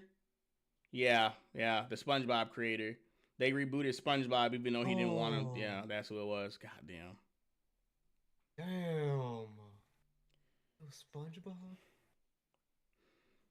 Yeah. And modern SpongeBob is cheeks. It's so bad. I'm not gonna lie. I do have kind of. not- Go ahead. I haven't seen modern SpongeBob, so yeah, I'm Good. trusting y'all's word on that. Good. I'm not gonna lie. While I do like that song that Ice Spice made for the new SpongeBob movie, I'm not stupid enough to not recognize what it means that a person like Ice Spice was included in the creation of a SpongeBob episode. Like, I know what that means, bro. It's corpo meddling slop because nobody knows how to make a good show that appeals to general audiences anymore, which, by the way, was the secret to making kids content. That's why you have so many subliminal jokes in there for the parents that might be watching with the children. The kids content we're familiar with actually wasn't made for kids. It was made for general audiences. Now, when you talk about actual children's content like Blue's Clues and Little Einsteins and Backyardigans and stuff like that, that's like early childhood development shit. That's different. But things like SpongeBob or Rocko's Modern Life or Foster's Home for Imaginary Friends or Powerpuff Girls, those were made for general audiences. Peppa Pig has some too, and that shit is early childhood development. That's funny. Max and Ruby. Yeah. I've seen a couple of clips. Peppa Pig was more unhinged than I remembered. There's a modern SpongeBob episode where Patrick's family shows up in the past and rewrites some of the SpongeBob episodes. That's stupid. What the? What? We're about to get off topic. We're about to get so off topic. Lanterns writer Damon Lindelof calls Green Lantern stupid. Yeah. He kind of did call Green Lantern stupid. Lantern is fine, but Green Lantern is stupid. Which is fucking dumb. Like, clearly this is somebody who's not familiar with the character at all. Because Lantern is better than Green Lantern for some reason. Anyway. I mean, we can always forgive if you're going into something without any information. Johnny Test, yeah. Johnny Test was hard. Sorry. Go ahead, Soups, repeat that. I got distracted. I was gonna say, I mean, I could forgive a man for not knowing the source material if he had just, done the work. Watch any cartoon that had Green Lantern, either the main focus or even just the Justice League, or oh my god, I can't believe I'm gonna say this, but even the Ryan Reynolds movie at least gave you the bare bones basics of what Green Lantern is supposed to be. Even though that movie wasn't all that accurate to Green Lantern's in character in general either. Here's the thing, though. That movie's looking like a gem compared to this now. Here's the thing, though. Knowing the source material is not a requirement. It's simply preferable. Because, like, let's say we get J.R.R. Tolkien. He's a prolific writer, right? And let's say he's not familiar with the Spider-Man franchise. if he would simply do the homework on the character like Sam Raimi and Tobey Maguire did and made a Spider-Man story, then we wouldn't have a problem with it because he's not a fucking hack and he understands preserving the spirit of something that people enjoy because we know that based upon the works he creates. I mean, it's not even about not knowing the source material. Go ahead. I was gonna say, but to properly preserve the spirit of a character, you technically would have to know the source material at least to an extent. I mean, yeah, but when we say this writer doesn't know the source material, we mean they don't have any prior knowledge. Oh yeah, it's yeah, different. I understood that.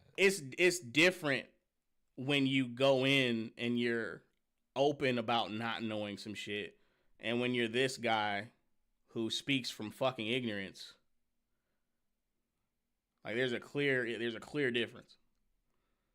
Like you get a hold of an IP that you know bare minimum is pre-established, and you go, ew, this is stupid, get rid of it. Meanwhile, that's like the very essence of the fucking character. Green is tied to the lore of the Green Lanterns. Like there's a reason that color's not there arbitrarily. No, it's not a style choice, it's a literal history. I mean, it is, but that's on the meta level. Style choice for when... Yeah, I was gonna say, style choice, yeah, for the person who made it, yeah, but I mean, in-universe, it's not a fashion decision. In-universe, right. It's a literal history lesson. Right. Let's get into the article. James Gunn and Warner Brothers are continuing to expand the DC Universe with one of their latest projects adapting the popular Green Lanterns comic about the Cosmic Law Enforcement Corps.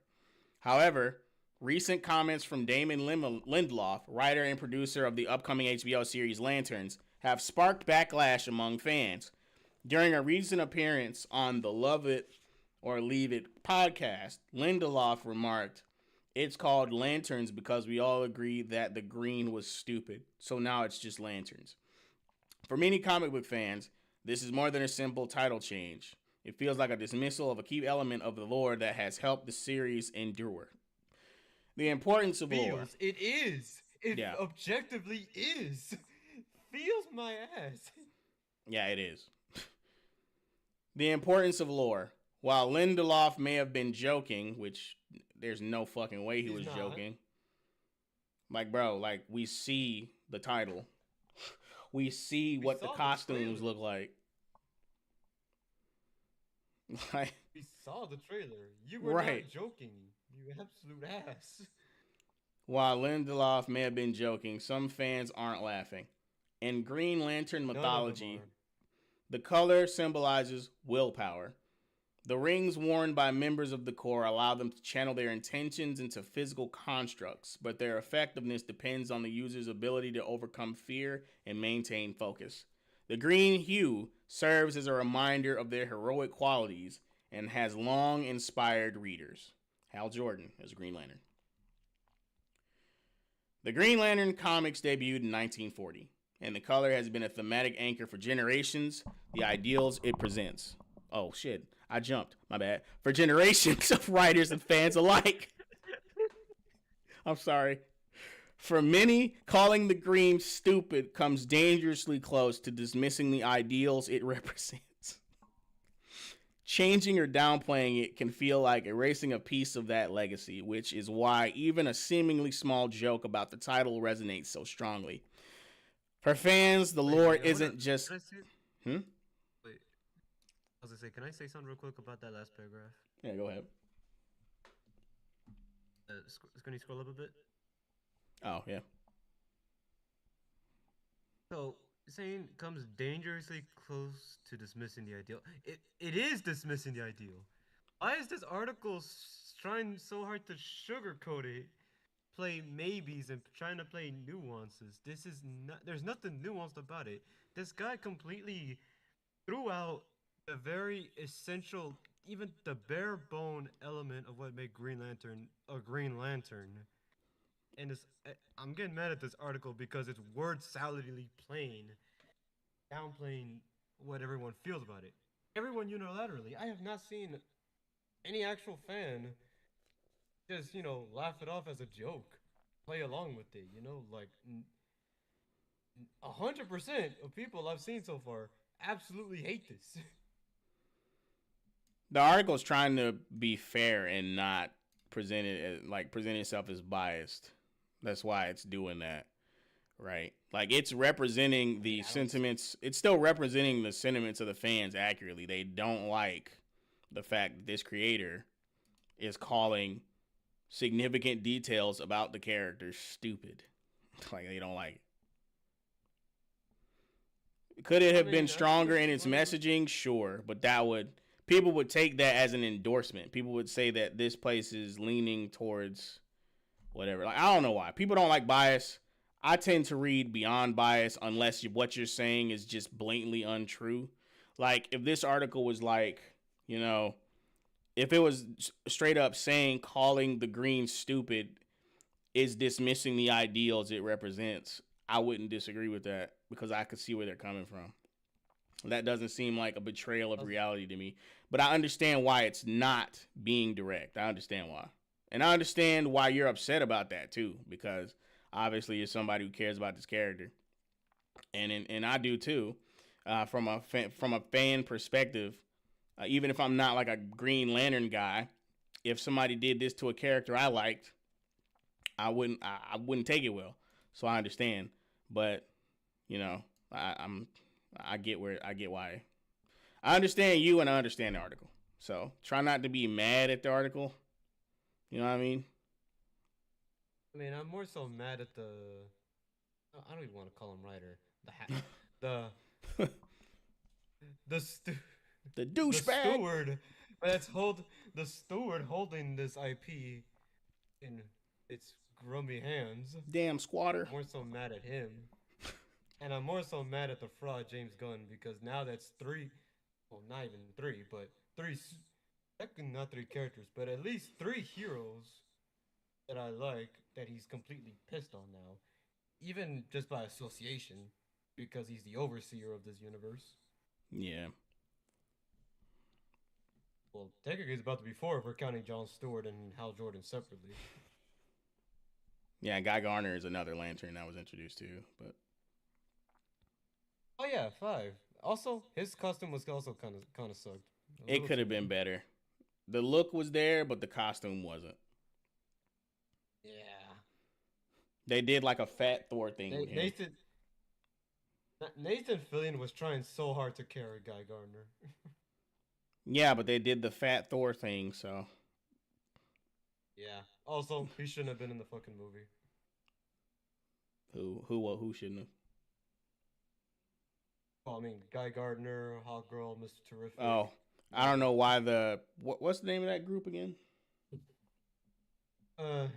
Justice Gang. I have no idea why they were. I don't know why they were in the movie. They got more screen time than Superman, apparently. They were, I guess because James Gunn really wanted to have some kind of discount Suicide Squad in the movie to have universe expansion or whatever. Sure. Just basically, he can't write Superman, so he thought he could write someone else. All right, continuing on. Or refuses to. Yeah, sorry, go on. For fans, the lore isn't just nostalgic. It defines what a Green Lantern story feels like. Altering these elements risks changing the character's tone and scope that have long made the comics distinctive. First impressions matter, and the first Lanterns trailer seems to confirm some fans' fears, emphasizing a grounded, Earth-based mystery rather than the cosmic spectacle many associate with the Lantern Corps. I halfway disagree with this because Green Lantern is also in the same vein of being street level. Like, I understand it is a space police force, but there are some street level stories. Like when, and I know this is a TV show, but when Jon Stewart and Static crossed over. So yeah, they can be. I don't disagree with them. Go ahead. I was gonna say, there can be some street level stories to them, but it still always has to involve some kind of Cosmic threat, alien yes. threat, even cosmic threat, even on a street level, which is Yeah. something that this show completely lacks. Yeah, but I don't disagree with them going the street level route. Is my thing. Like I don't disagree with that because it's been done before. Right. Because you like they're acting like you can't have both. You can have a grounded story that branches off into a more cosmic story, or you can have both at the same time. Aliens come to Earth, yada yada, blah blah blah, whatever. But anyway, grounded versus cosmic. Go ahead. No, I was agreeing with you. Go on. Okay. Grounded versus cosmic. Many recent adaptations of established properties have aimed to add moral complexity, whether audiences want it or not.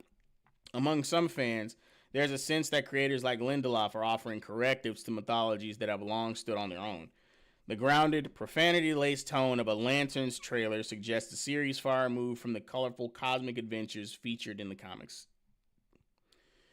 The HBO series stars Kyle Chandler as Hal Jordan and Aaron Pierre as Jon Stewart, two of the most recognizable names in DC Comics history, yet many fans find their portrayals nearly unrecognizable.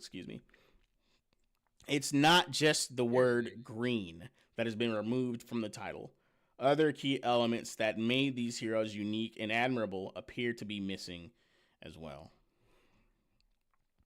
Social media reactions range from cautious optimism to outright disappointment, raising the question, will the grounded approach capture the spirit of the core, strip it of its cosmic grandeur, or offer something entirely alien? I see what you did there. You're not funny. Wait. Cautious optimism? Who is cautiously optimistic? The normies. Who? The normies. They exist.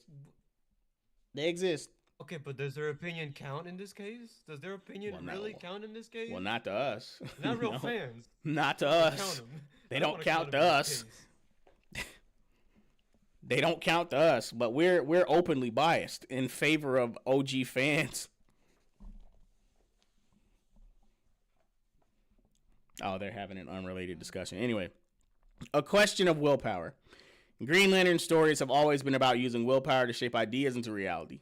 Now fans are left to wonder what kind of reality Lindelof intends to create, calling the signature elements of the comics not just the color, but everything they represent stupid, underscores a fundamental difference of vision, one that may redefine, for better or worse, the mythology that generations have cherished. To be fair, when he called the green stupid, he clearly wasn't thinking about symbolism. But that's exactly the problem. That's exactly the problem. Like, I don't want to attribute to malice what could easily be attributed to stupidity, which this clearly was. But the problem is the result is often the same. Like, he didn't know that by calling green stupid, he was by proxy insulting all these other things, but it doesn't matter. Like, if you're an outsider and you're not familiar with an IP, you should have the respect. You should treat it with enough respect to get educated. You know? Yeah. So whether it's stupidity or malice, who cares? Who gives a shit? That was always my fucking response to that. Like, because stupidity is not ignorance. It's not the same. Stupidity, malice, who cares? They're both bad. Go ahead. I was gonna say, whether you're stupid, ignorant, or malicious, you're still a douchebag anyways for disrespecting a very well beloved character by everyone except the DC company itself. Beloved by everybody except Detective Comics. Nah, ignorance. The very people who freaking house them. I can give ignorance a pass, because if somebody doesn't know something, they don't know something. But they should have the capability to be told something. You know what I mean? And like explain, like they should be able to have it explained to them why what they did was offensive or whatever. Like why they should have more reverence towards something they've been asked to be a part of. Go ahead. I was gonna say, but the thing is, I don't think they care to have it explained to them. care about any of this. They took the job just to do what they want, and it's so egregious because we have so many people like them who do this for so many other characters. And yeah, even though Green Lantern wasn't my top favorite DC character, I've always liked Green Lantern, both Jordan and John Stewart. Well, when I say ignorance, I'm not talking about Damon and whoever else he's working with. I'm talking about ignorance in general. Like, obviously, Damon isn't like, okay, yes, he is ignorant, but he's also stupid because there's no way you approach an IP like Green Lantern and not know it's a comic book at the very least, not know that it has baked in fans. You know what I mean? Yeah. Yeah, like obviously he was doing that shit, like out of idiocy and not ignorance, because he knows like you can't be in this industry and not know how much people love superheroes. You can't, because like somebody who's simply ignorant wouldn't say the Green is stupid, knowing damn well how much people love the character. That's like going to a Middle Eastern country and saying something about Muhammad. You know what I mean? It's basically the same. It's basically the same.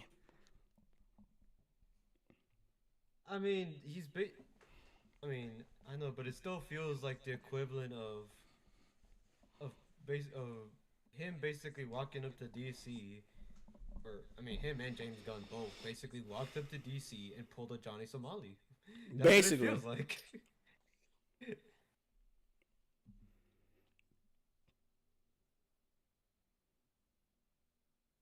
I know apparently one person that thinks it might be fine and think James Gunn version is apparently good so far. I wonder why.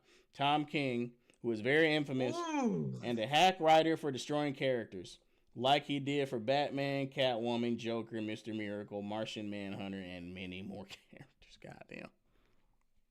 He's the one who broke off Batman and Catwoman when they were about to get married. He's unforgivable.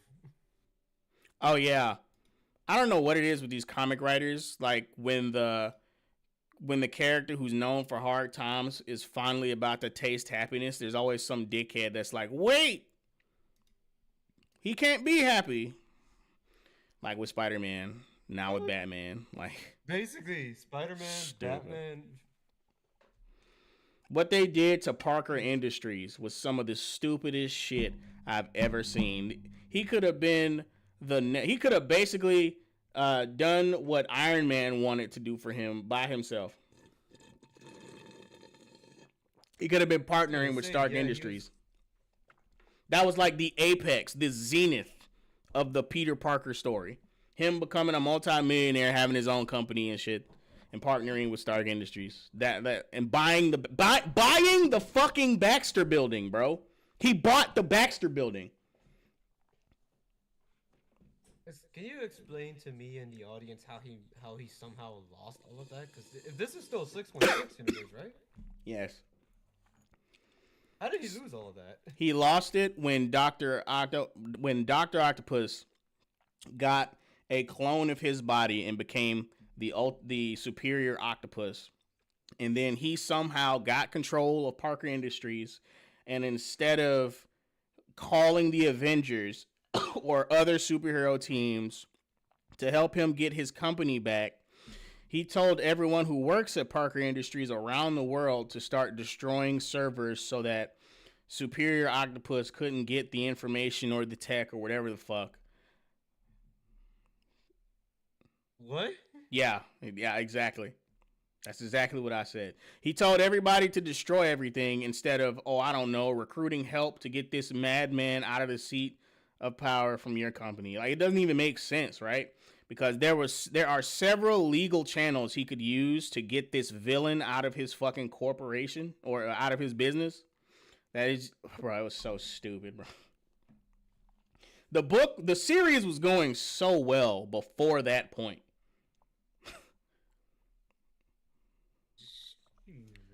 Before that fucking point, bro. Like, Dr. Octopus couldn't have made his own company and gone to war with him or anything. There couldn't have been Iron Man versus who was the dude who made the Crimson Dynamo? Because Stark Industries is in competition with other companies, right? And they have tech. Couldn't have been anything like that. I was gonna say because Stark. Nope. I was gonna say because Stark Industries usually rivals against Hammer. Hammer Hammer Industries. or Hammer. Yeah. Yeah, Hammer Industries. There's others, but Hammer is one of them. But yeah, AIM. I mean, the way that Parker Industries, ended was horrible, bro. It was god awful. He's the most intelligent retard in all of Marvel Comics. Stupid. Since we kind of The most retarded genius. Yeah. I was gonna say since we're kind of reaching the end, I wanted to say, in terms of like the grounded versus the cosmic elements. This isn't so much for Green Lantern, but I've noticed I'm starting to feel this way about Batman, to where, like, you remember the Dark Knight trilogy was like really prided itself on being like the most grounded Batman, the most realistic take on Batman. Yeah. And all that. Yeah. But looking back, I'm like, okay, that was cool for that time, but now think about it, I'm like, wait, that means you just limited so much of Batman's universe. You limited so much of this character, what he can do, and what his enemies can do too. Like, Bane never got huge or bulky, and he had to be real instead of being a giant, massive obstacle. It was also smart. He only took half of that character trait. Joker kind of slid by because Joker can be kind of whatever the story needs him to be, as long as he's still an evil clown, as his namesake. Ra's al Ghul got denied his whole immortality, the Lazarus. He got denied a huge chunk of his mythos, of his lore. Please.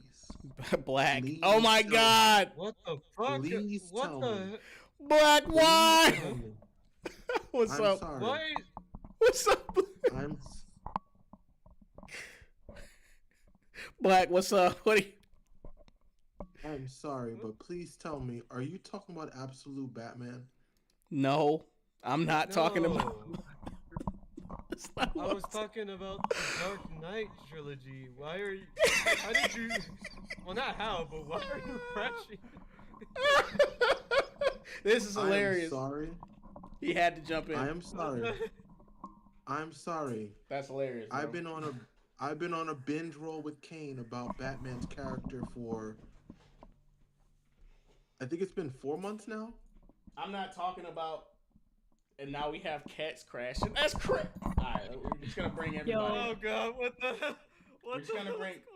You know what? Everybody up. Invite me. Everybody up. Everybody up. Fuck it. Just hold on. We're doing this the right way.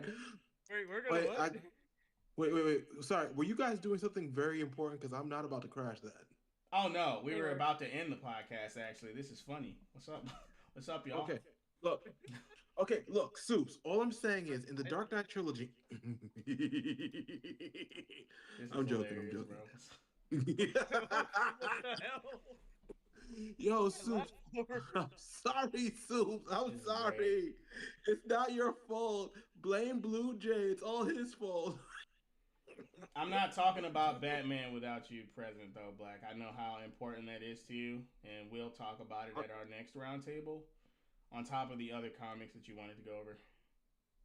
Soups, honestly, I had thought I had said this to Kaine earlier. Mm-hmm. I was hoping to ask if Soups could be a part of the court reading. Because honestly... Court reading? Not court like C-O-U-R-T. We'll invite you to the group chat. We'll invite you to the group chat, Soups, if you want to be a part of it. But, yeah, no, I was going to ask because I know Soups is, like, really good at analyzing characters and giving opinions about what they should be doing and how they should be. I heard him talking about Bane, and I was like, bro. Yeah, he was talking about how a lot of DC characters got denied their proper mythology in some of the movies. I mean, yeah, I was talking about the Dark Knight trilogy and how, because Christopher Nolan wanted to make Batman so grounded and so real, he took away so many cool elements from characters. Like, especially the villains, like Ra's al Ghul, Bane, I mean, Joker and Two-Face got a pass because you could be realistic with them. I mean, that's or the thing. Joker, Though. you could, Joker's Grounded and adaptable. real isn't necessarily the point of Batman. It's a man who's a victim of the city he wants to protect, rising above it. Like him going up against people like Solomon Grundy is exactly the point. He's a normal man trying to overcome an undead Hulk, basically, or like somebody And like Bane. Speaking of Speaking of Hulks, I'm sorry, Black, but I'm already gonna tell you off the bat. I've took one look at Absolute Batman, and all I thought was, "What the hell is this?" okay, so Soups, I honestly wanted your thoughts on this, cause and Kane already knows I sent him the video. I got compared to somebody. Oh God, I got compared to somebody on YouTube called Ranting for Vengeance, and I was saying I had talked to this person because the changes they were making to characters, it felt like it went against their character makeup, or it went against their character, I guess you could say, continuity of what they were doing. And it just kind of felt like when I saw like the recent Batman comics, because Kane understands what I'm talking about with this. It's You're gonna like get compared certain to things. everybody, bro. Like when instead of hearing the arguments, they hear archetypes, they hear stereotypes. You know what I mean? They can't say that you're wrong, so they'll just say you sound just like those angry YouTubers. It's not an argument, bro. It's not even about it being an argument. It's just the fact that it's like it feels like I can't even have a conversation with people when it comes to You can't said have a changes conversation with people like that. People who it's dismiss your people who dismiss your arguments as, oh, you sound like one of these angry YouTubers, they're not trying to have a conversation.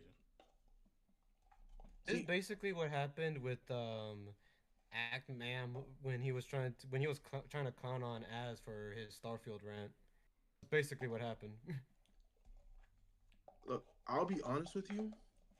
The only reason I even bring up the absolute concept was like it's like when you said you didn't Absolute like shit. what Batman looked like. A part of me was like, respectfully speaking, I said to people, why does it feel like they It's a wanted a different Punisher universe. style Batman? And it's like, no, that was the excuse I kept hearing. It's like they say, it's an alternate universe. It's a universe made by Darkseid. It's a universe where these It's a characters different don't universe, have so you're that. not allowed to have an opinion. It's like you're not allowed to quote connect them to their legacy characters or the history that they've established within, the past almost what was it? Almost because Batman came out in 1920. I think he came out in 1939 or Forever ago. 29. I can't Thirty remember. third, because 1930s. Superman came first, and he was in the 30s. Okay, so in Batman the was 30s. was in the 30s. So it's like people are telling me I can't compare the history of a character to the near 100-year history they have. And the thing that got me was it's like, and I had that conversation with him. I said, bro, my concern isn't the fact that there's a change in the comics because he's telling me I'm not willing to accept change. I'm like, I can accept change in That's comics not and an argument characters, either. So what if I'm but not? it's like, but that's the thing though. It's like a part of me was like, bro, I can accept change in character development. When Bruce found out he had a son, his whole entire story arc changed because yes, he was dealing with a son. So that is change. He was actually contemplating killing Ra's al Ghul so as to keep his son from literally being turned into a bloodthirsty killing. I'm sorry, a kind of like non-emotional killing Bloodthirsty machine. killing machine, basically. Yeah, you had it Well, right I the don't know if first he would time. have had emotions to be bloodthirsty. All I know was Ra's said he would bring him back. He would make him a killing machine. He would target every one of Bruce's family members, all of his loved ones. And at that point, I was like, bro, I said this to a friend. He told me that's not Batman, and to even think that that makes for a good story arc is nonsense. And I was like, this is a different That's friend. not I Batman. was like, Batman doesn't care about people.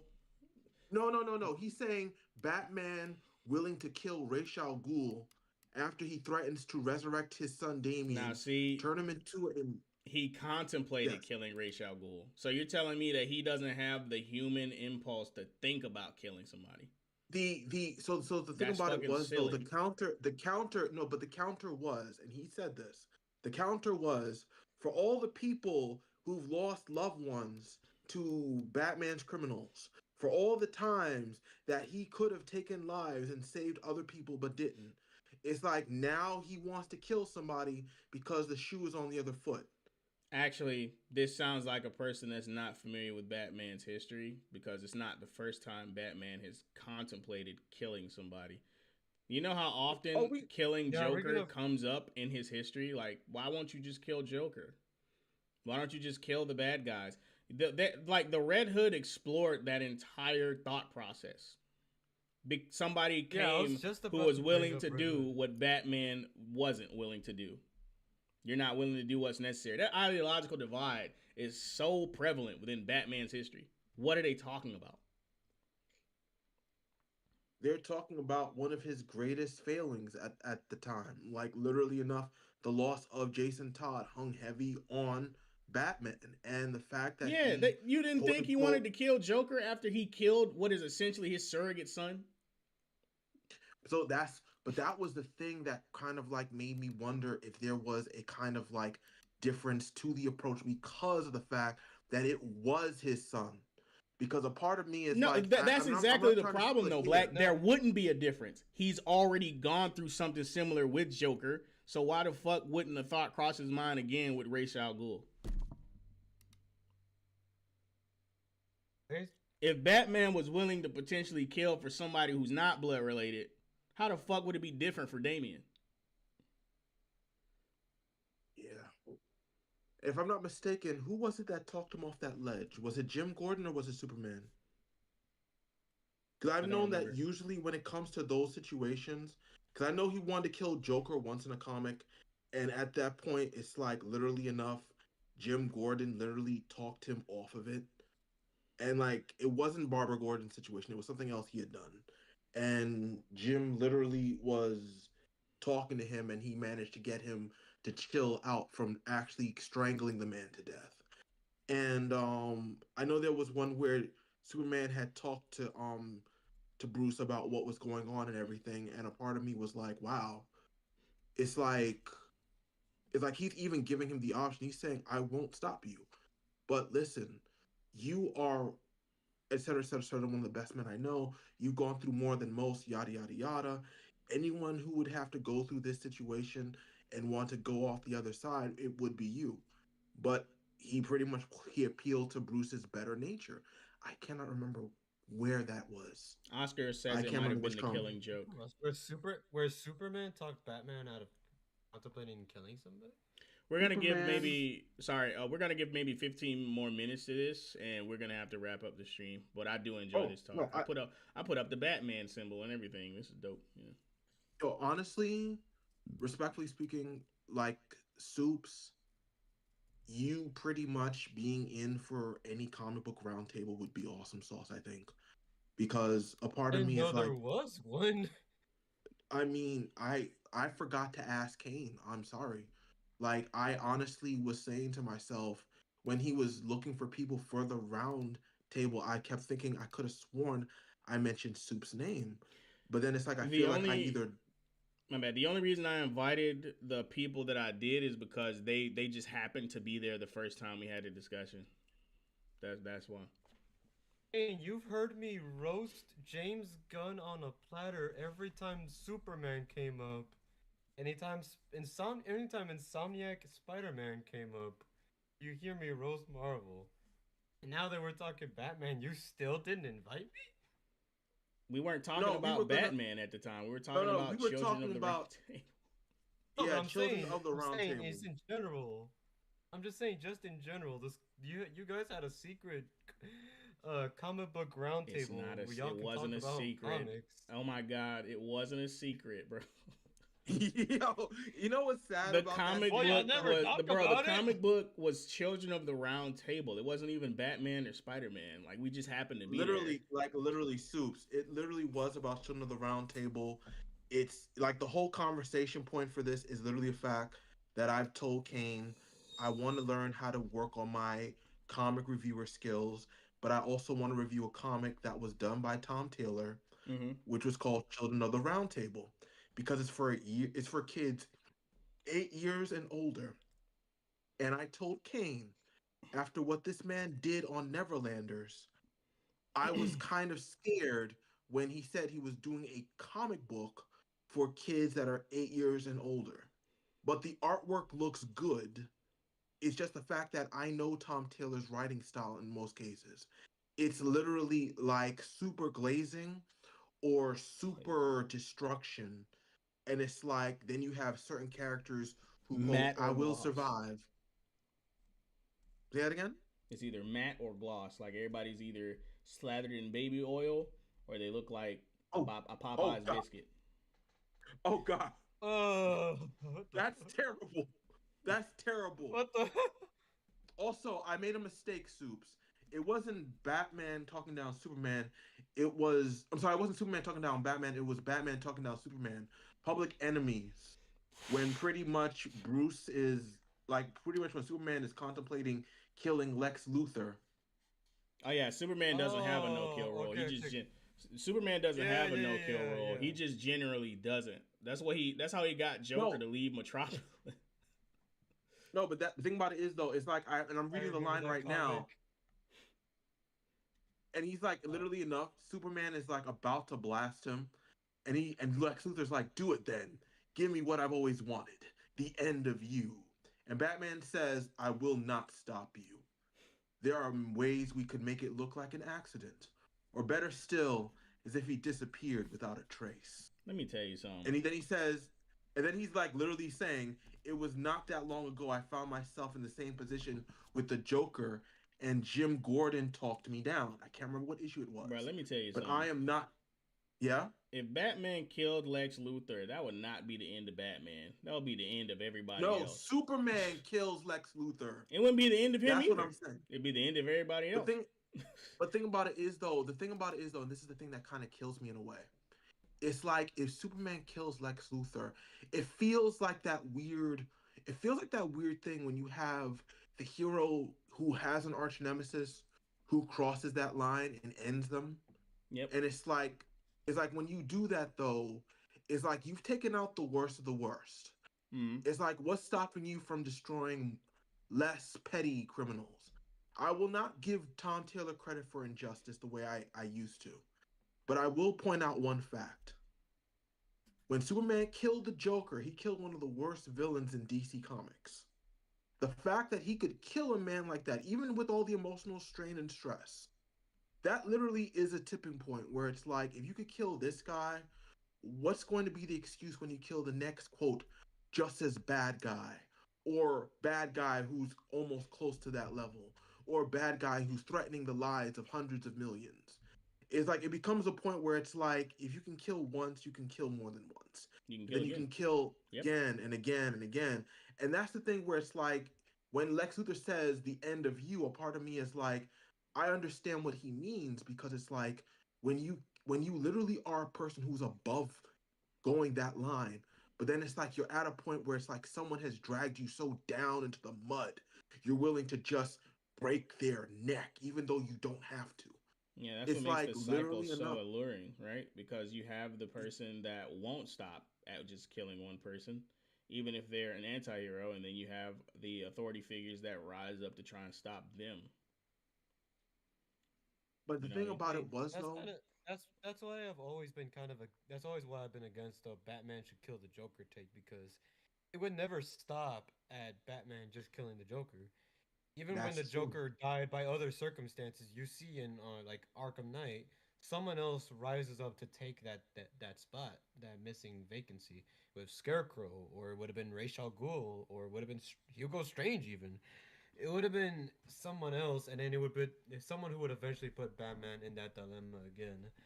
So Oh yeah, the Injustice story. saying Oscar's that talking about killing Injustice. also about Injustice, I used to be all for that when I was younger, but looking back on it, Yeah. I say it should have been Luthor. I say it should have been Luthor that broke Superman, not Joker. Yeah, it should have been. Honestly, It the should have been fact that Luthor. Luther was a Being broken good by guy It should have been Luthor. was like I was like, yo, this is an alternate. That's how I said I can handle alternate universes. It's one of the reasons why when I look at the absolute universes, I can say these are different universes. They are not the normal Yeah, they don't continuity matter. concepts and anything. Even worse, they're made by Darkseid, so it's like you can't even hold a candle to them to compare them to their original Earth counterparts. But the thing that drove me Did I? crazy, yes. No, no, go on, finish. No, I was just gonna say, it's like the only thing that drove me crazy was when they kept saying it's like everything felt like a political modern day talking point. Mm-hmm. Krypton was literally the whole migrants, people of color, and only those type of people who are hardworking deserve to live. The rich, at the end of the day, will always destroy themselves and always kill themselves. So while literally in the quote Superman absolute run, like about a good few dozen Kryptonians survive because they are of different colors and the lower caste, literally the entire rest of Krypton's main population of rich or above the norm of means people, they all die, and not one ship managed to escape Krypton. Or when it came to Absolute Batman, I'm like, all due respect, make him larger, make him more in charge. I couldn't care less. I wanted to know, how does this guy keep to his no kill rule when he's literally cutting people's hands and arms and legs off, running them over with tractors, He doesn't. literally setting them on fire, like kicking them He so does hard not through the have a. face? Yes? He has no rules. No, but apparently enough, he does not kill according to the comics. According to Oh the my comics, god, that's they bullshit. according to the comics, Okay. tis a flesh wound. Tis a flesh wound. Okay. Comics spout bullshit. That's bad Comics writing, are but spouting bullshit. Hey, look. Trust me, trust me. Even when he lit this man on fire with a flamethrower, and I asked Kane to still tell me what the name of this situation is, because they were all white supremacists. So apparently enough, him being overtly violent, I don't have literally a enough. I don't have a name for the trope, but yeah, clearly it's an acceptable form of bigotry. There are certain people who hold certain opinions, and what that means is you can do all manner of horrible things to them, and you'll still hold the moral high ground, which obviously isn't true at all. But that's how these people think. Like if you're a white supremacist, then you can do anything you want to them, and nothing is bad. Like nothing is off limits. Like all the And vile that was acts you associate with criminals, they can do that to a white supremacist and still be a good person. And the thing about In it their was, mind. Seuss, because I want to hear what you were gonna say. But the only reason I brought that up is just because a part of me was like, it feels like such an indefensible position. Because if you literally It's say, untenable. hey, he's literally no, I'm saying like, if you say, hey, he's going too far with how he's violent with these people, it's like people will automatically say, wait, are you trying to defend these roaches? And I'm like, I'm sorry, what did you just say? Because I know Yeah, what those the people are phrase lost. roaches used to mean. So a People are part of lost. me was like, what are you saying right now when like you're saying I'm defending these roaches? Because last I checked, that used to be more of an ethnic slur than anything. But yes, oops. I didn't say anything. I was No, All I right, just. wanted to hear your point on things. in 5 minutes, I'm calling it. So get your No final problem. points out now. Uh, I mean, in terms of that guy that you're arguing with, he's clearly a disingenuous non-fan, straight from the top. But in terms of what I was gonna say about injustice and the whole alternate universes thing, I think the reason why most of us typically were okay with the concept is because we were still in the perspective of the main Justice League, the standard Justice League, the prime Justice League. We were still in the viewpoint of the good guys that you were used to, and you're just seeing them face off against alternate versions of themselves back when the idea was cool, back when Right. or back when it was like what if scenarios. With Injustice, the reason why I was fine with it at first in the first game, despite all the shit about Superman killing the Joker, when I feel like Lex Luthor should have been the one who nuked Metropolis I and honestly agree with that. drove Superman to the edge. I honestly agree with that. Right. Yeah. But the reason why I used to be, even despite all of that, I was fine with the plot was because I was in the mindset that the good Justice League were the main characters even then. Now, I may have looked at that wrong, but as a kid, that's what I thought. I thought, hey, I'm playing the good Batman or the good Superman, and that's the main character or that's the main hero against this evil Superman. And vice. So when the second game came out, I was so completely confused. I did not even know about any freaking. I did not know about any tie-in comics, which don't even really tie into the games if you look at certain details. So what playing Injustice 2 was a huge, like, what the fuck kind of scenario?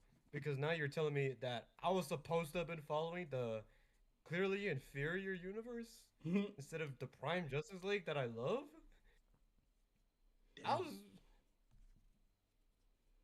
See, that's the like, I problem, legit though. thought Injustice. I legit thought always. I used to think Injustice was about a good universe fighting a bad universe, or helping save a Well, universe that went a whole different route. that's the problem. When it But comes to nope. fighting games, the story doesn't really matter. That's kind of the thing that Injustice 2 suffered from.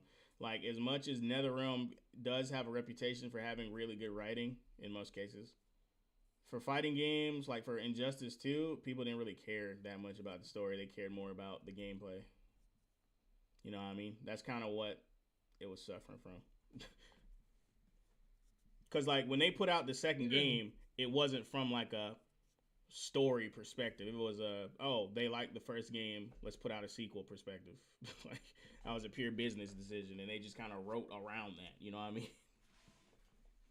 And what sucks, and you know what sucks about that? Because Injustice 2 suffers story wise, but it's somehow the only semi decent story that came out from NetherRealm, besides maybe Mortal Kombat 9, out of all the games that they've made since 2011. Yeah. That's a problem. That's a fucking problem.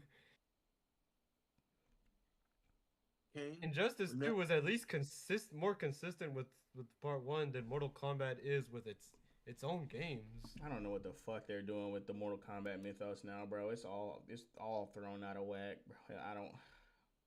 political The creator will always motivations. be mad.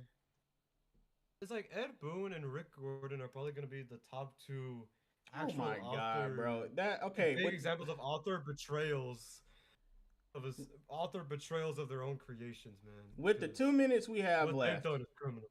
with the 2 minutes we have left, since we're on the topic of Mortal Kombat, I do want to show a rumor that I saw floating around.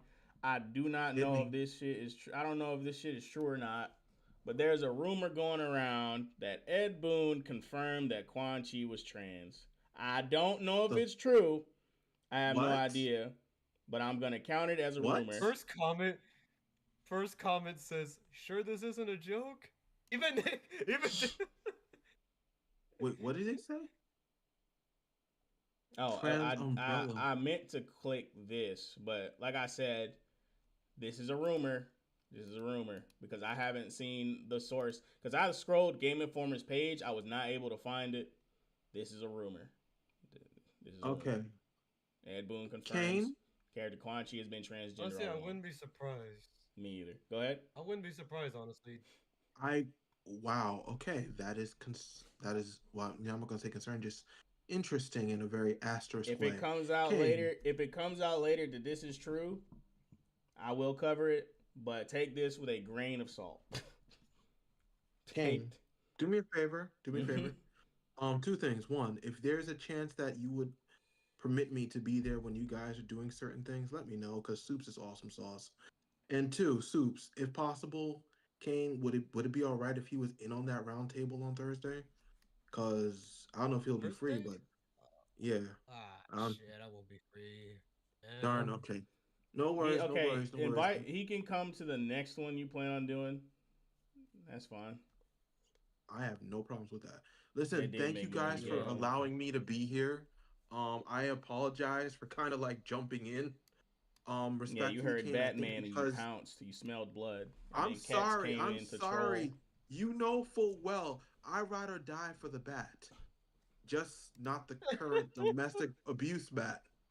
But yeah, long story cut short, like That's the definitely enough. confused- Kane will tell you. But anyway, I gotta go. Bye, guys.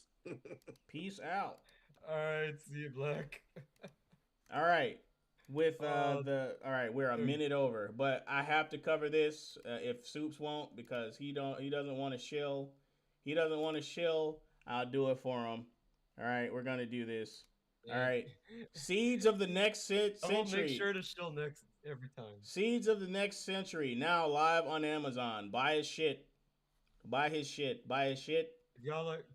Holy shit! My name is like on those here. podcasts? Oh, I didn't even notice. I didn't know it was. I thought it was in. I didn't know it was up here, bro. I didn't know it was up here. What the fuck? Holy shit! I told you I credited you, brother. I didn't know my name was up here. Anyway, buy his shit. This link doesn't go anywhere, does it? Damn. No, it does. Well, not really. Nah. No, it doesn't. Shit. That kind of sucks. Don't worry. This link will go somewhere eventually. But nah. Buy his shit. Seeds of the Next Century out now. This shit has 5 stars and 2 reviews. Clearly, it's really good. That counted to 2 people who. I counted 2 people who did 5 stars. There's still no review that I found. So if you guys bought Seeds of the Next Century, if y'all read it, please write a full review. Yeah, write an actual review. Like, be honest. Be honest. Yes, be honest. Don't shill. Just be honest. I'm shilling because, you know, Soups is my boy. I didn't even expect to see my name up here. Well, I mean, you're helping promote. That's different. Yeah. I'm saying the audience don't just glaze. Just like if there's something in the book you don't like, write that shit. Okay. All right. Yes. Okay. So, this has been your episode of the Monkey's Paw. I'm your gracious host, Kaine Walker. This is my gracious co-host, Soups. And we will see you all again next time. Buy his shit. Peace, guys.